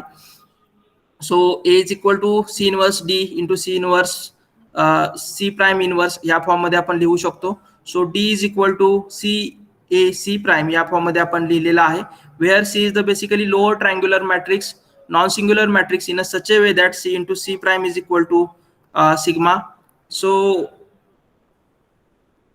then basically suppose D is equal to C A C prime he quantity आपण कन्सिडर केली आणि A is nothing but basically B into B prime ह्या फॉर्म मध्ये आपण लिहू शकतो. सो ज्यावेळी आपण कॅनॉनिकल केस मधलं विशार डिस्ट्रीब्युशन डिस्कस करत होतो त्यावेळेस आपण हा एक मॅट्रिक्स जो आहे B into B prime ए हा बी इंटू बी प्राइमच्या फॉर्म मध्ये लिहू शकतो आणि बी हा बेसिकली लोअर ट्रायंग्युलर मॅट्रिक्स असतो असं आपण म्हटलेलं होतं. सो सिमिलर तीच जो काही रिझल्ट आहे किंवा रिमार्क आहे तो या ठिकाणी मी यूज करतोय. D is equal to C into A is nothing but B into B prime C prime. So now suppose if you consider the determinant of D what we will get the so आता determinant of A B जो आहे तो आपण या form मध्ये पण लिहू शकतो determinant of a into determinant of b. And now determinant of a and determinant of b ही जी आहे ती स्केलर क्वांटिटी असणार आहे. त्यामुळे तुम्ही डिटर्मिनंट ऑफ बी सुरुवातीला लिहिला देन डिटर्मिनंट ऑफ ए जरी लिहिला तरी काही फरक पडणार नाहीये. किंवा इनसाइड द डिटर्मिनंट आपण त्याची जी काही मॅट्रायसेस आहेत त्या सिक्वेन्स आपण त्याची चेंज करू शकतो. So determinant of D is equal to काय मिळणार आहे तुम्हाला determinant of C into C prime into determinant of B into B prime या फॉर्म मध्ये मी डिटर्मिनंट ऑफ डी लिहिलेला आहे. So C into C prime is nothing but sigma. So determinant of C into C prime is nothing but determinant of sigma and B into B prime as it is. Now आता हे जे आहे ते मी इकडं left hand साइडला shift करतो. So determinant of D divided by determinant of sigma is nothing but determinant of B into B prime आणि determinant of B into B prime आपण एक रिमार्क लिहिलेला आहे. So basically this is the product of I from 1 to P B I square. So B into B prime हा तुम्हाला काय मिळणार आहे तर एक लोअर ट्रायंग्युलर मॅट्रिक्स किंवा upper triangular matrix lower triangular matrix मिळणार आहे आणि त्याचा जो काही डिटर्मिनंट असेल तो म्हणजे त्याच्या डायगोनल एंट्रीचा प्रोडक्ट इतका असणार आहे. सो त्याच्या डायगोनल एंट्रीज ह्या स्क्वेअरच्या टर्म मध्ये असणार आहेत. सो त्याच इथं आपण लिहिलेलं आहे that is I product of I from 1 to P B I square. आणि आपल्याला हे माहिती आहे हे जे काही बी आयच्या एंट्रीज आहेत बी या मॅट्रिक्सच्या एंट्रीज आहेत बी आय डायगोनल एंट्री त्याचा स्क्वेअर हा बेसिकली काय square distribution with n minus I minus 1 degrees of freedom follow करतो. सो तोच रिझल्ट आपण या ठिकाणी यूज करतोय. So determinant of d divided by determinant of sigma follows basically product of the chi-square distribution with n-1 and n-p-1 degrees of freedom. So इथला जो काही B I I square जो आहे तो काय स्क्वेअर आपण replace केलेला आहे. So determinant of d divided by determinant of sigma follows product of chi-square distribution with n-i+1 degrees of freedom. आणि आता एव्हरी टाइम्स तुम्ही व्हॅल्यू जर सबस्टिट्यूट केली i is equal to 1 substitute केलं तर सुरुवातीला तुम्हाला काय स्क्वेअर n ही क्वांटिटी मिळेल, then chi square n-1. So ही जी काही क्वांटिटी आहे determinant of d divided by determinant of sigma follows product of the chi square distribution with n then n-1 up to n-p-1 degrees of freedom. So हाच result आपल्याला prove करायचा होता. So जे काही आपण प्रिव्हियस प्रूव्ह करत असताना जे काही रिझल्ट आपण डिस्कस केलेले आहेत, कॅनॉनिकल केस ऑफ विशार्ड डिस्ट्रीब्युशन आणि जनरल केस ऑफ विशार्ड डिस्ट्रीब्युशन याच्या रिलेटेड तेच रिमार्क या ठिकाणी यूज केलेले आहेत. आणि त्या रिमार्कचा यूज करून आपण determinant of d divided by determinant of सिग्माचं डिस्ट्रीब्युशन ऑप्टेन केलेलं आहे. आणि ते बेसिकली काय स्क्वेअर डिस्ट्रीब्युशन असतं. सो आणि या ठिकाणी हे जे काही बी आय आय ह्या एंट्रीज असतात त्या बेसिकली इंडिपेंडेंट असतात, हे पण आपण त्या ठिकाणी प्रूव्ह केलं होतं. सो हे जे काही रेशो आहे that is determinant of d divided by determinant of sigma हा बेसिकली काय असणार आहे तर पी इंडिपेंडेंट काय स्क्वेअर व्हेरिएटचं प्रोडक्ट असणार आहे. सो तेच आपण या ठिकाणी प्रूव्ह केलेलं आहे. सो सिम्पल प्रूफ आहे हे पण. यामध्ये जस्ट प्रिव्हियस रिझल्ट जे आहेत ते तुमच्या लक्षात असले पाहिजेत किंवा कशा रीतीने यूज करायचं हे जर तुमच्या लक्षात आलं तर हे प्रूफ आहे ते इझिली होऊ शकतं.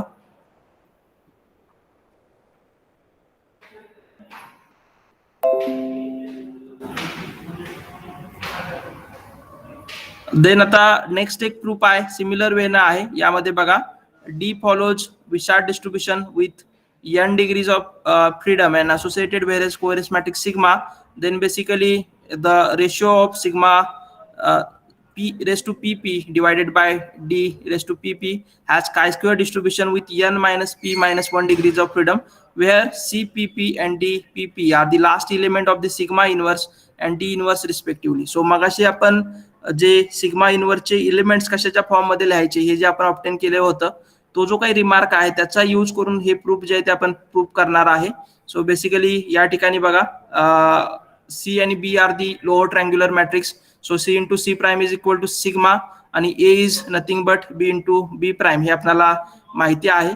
सो आता त्यामधला जर मी आयथ पर्टिक्युलर रो जो आहे इथं या ठिकाणी मी डिनोट करताना एक रिमार्क डिनोट केला होता, that is MI denotes the matrix obtained from the matrix M by writing only its first ith rows. So सुरुवातीचे ith रोज जर आपण कन्सिडर केले किंवा M या मॅट्रिक्स पासून सबसेट जर आपण ऑब्टेन केला तर तो आपण MI ने डिनोट केलेला आहे. सो या ठिकाणी बघा आपण सिमिलर वेनं जस्ट या सी मॅट्रिक्स असेल, बी मॅट्रिक्स असेल, ए मॅट्रिक्स असेल याचे सबसेट कन्सिडर करतोय.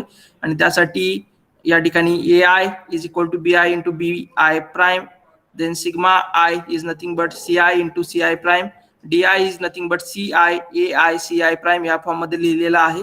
सो देन बेसिकली आता या ठिकाणी आपण एक रेशो कन्सिडर करतोय that is AP divided by AP-1.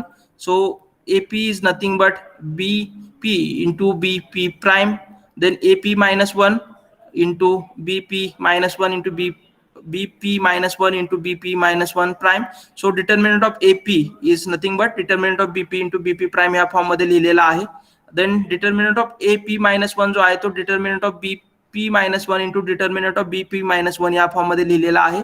So आता जर आपल्याकडे P वेरेट डिस्ट्रीब्युशन पासून हे जे काय आहेत किंवा या ठिकाणी बघा P वेरेट विशार्ड डिस्ट्रीब्युशन पासून चे हे जे काही व्हॅल्यूज आहेत त्या जर असतील तर त्या केसमध्ये इन्स्टेड ऑफ दी बी आपण डायरेक्ट बी इंटू बी प्राइम ही क्वांटिटी लिहूया, बिकॉज सगळेच्या सगळे व्हेरिएट आपण या ठिकाणी किंवा सगळेच्या सगळे व्हेरिएट पासूनचे जे काही नंबर ऑफ ऑब्झर्वेशन्स आहेत ते आपण ड्रॉ केलेले आहेत. सो पी म्हणजे होल सगळेच डायमेन्शनचा किंवा सगळे व्हेरिएट जे आहेत ते या ठिकाणी इन्क्लूड होत आहेत. So instead of the P आपण लिहिलं तरी चालेल, नाही लिहिलं तरी चालू शकतं.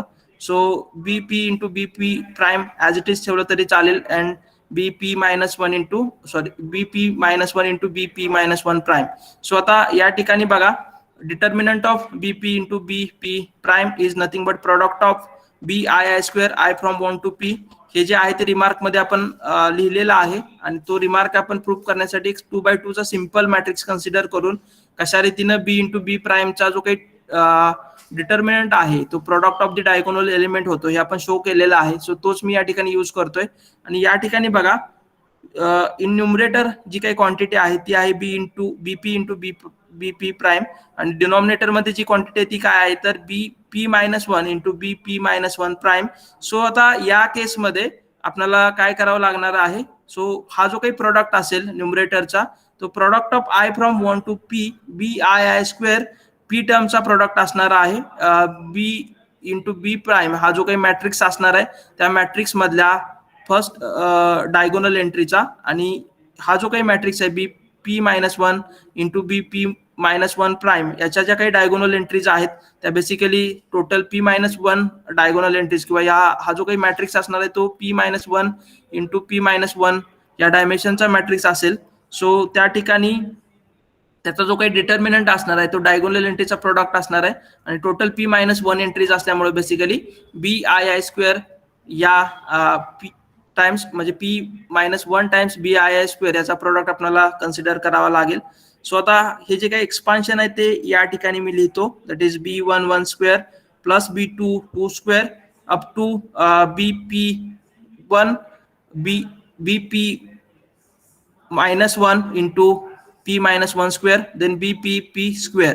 सो आता या ठिकाणी डिनॉमिनेटर आहे त्यामध्ये बेसिकली बी स्क्वेअरच्या टर्म ह्या अप टू पी मायनस 1 पर्यंत येतील. सो या सगळ्या टर्म कॅन्सल होणार आहेत B11 स्क्वेअरची B22 स्क्वेअरची अप टू BP मायनस 1 पर्यंतच्या ज्या काही टर्म्स आहेत त्या सगळ्या कॅन्सल होतील आणि तुम्हाला लास्ट टर्म काय मिळणार आहे तर BP स्क्वेअर ही टर्म आहे ती मिळणार आहे. आणि आपल्याला माहिती आहे की ज्या काही डायगोनल एंट्रीज आहेत B I square follows chi square distribution with N minus I minus 1 degrees of freedom. So यामध्ये आपण जस्ट आय जे आहे आता आपल्याला लास्ट टर्म मिळालेले आहे that is BPP square. So basically BPP square follows chi square distribution with N minus P minus 1 degrees of freedom.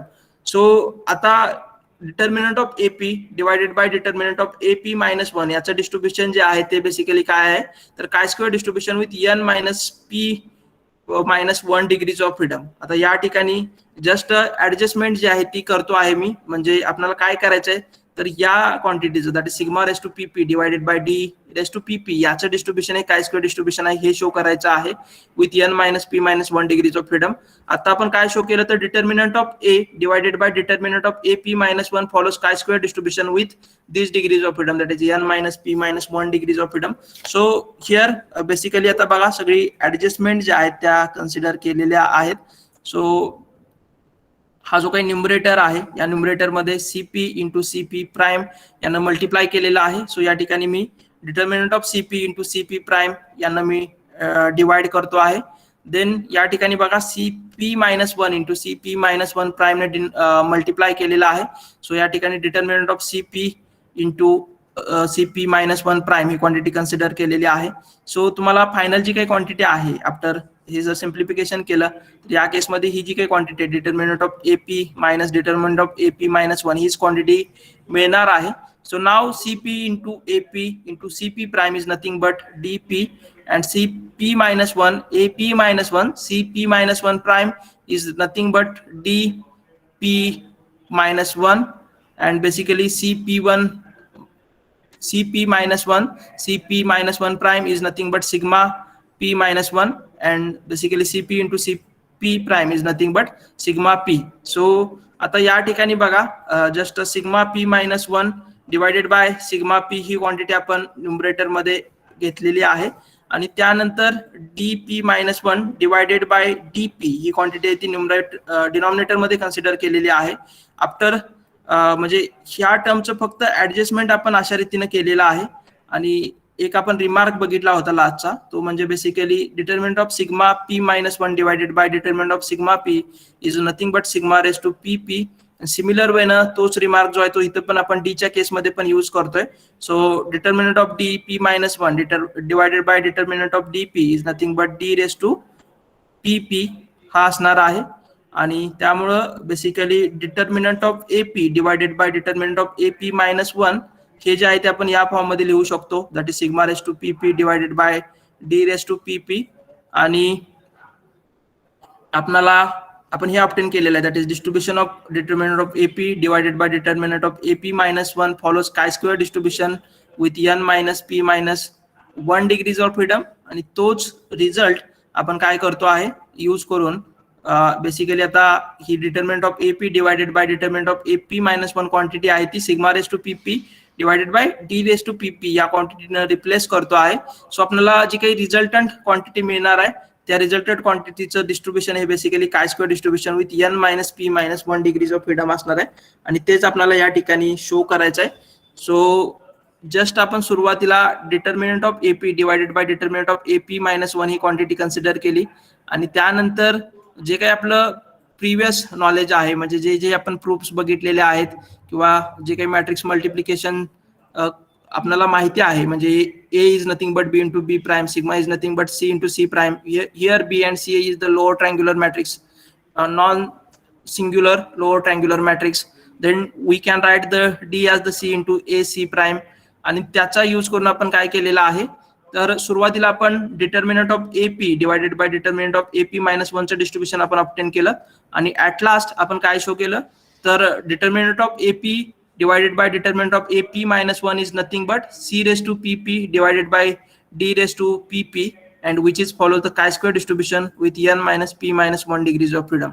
So यामध्ये बघा ही एक प्रॉपर्टी आहे विशाल डिस्ट्रीब्युशनची. अँड देन आपल्याला डिस्ट्रीब्युशन ऑफ यस हे आपल्याला ऑब्टेन करायचं आहे. यस म्हणजे काय आहे, तर MLE ऑफ दी जे काही पॅरामीटर्स आहेत मल्टीव्हेरिएट नॉर्मल डिस्ट्रीब्युशनचे, जे आपण MLE मेथडनं ऑब्टेन केलेले होते, त्याच सॅम्पलिंग डिस्ट्रीब्युशन काय आहे हे आपल्याला बघायचं आहे. जो काही रिमेनिंग पार्ट आहे तो आपण नेक्स्ट लेक्चर मध्ये डिस्कस करूया. यामध्ये कुणाला काही क्वेश्चन असेल तर विचारा. समजलंय का हे? हो सर.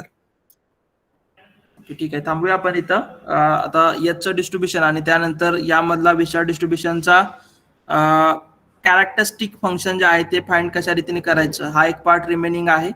आणि हा पार्ट संपल्यानंतर बेसिकली हॉटलिंग टी स्क्वेअर हे जे काही पार्ट आहे या सेकंड युनिट मधला ते आपल्याला डिस्कस करायचं आहे. सो जो काही रिमेनिंग पार्ट आहे तो आपण नेक्स्ट लेक्चर मध्ये डिस्कस करूया. इथं आपण थांबूया. Thank you for joining.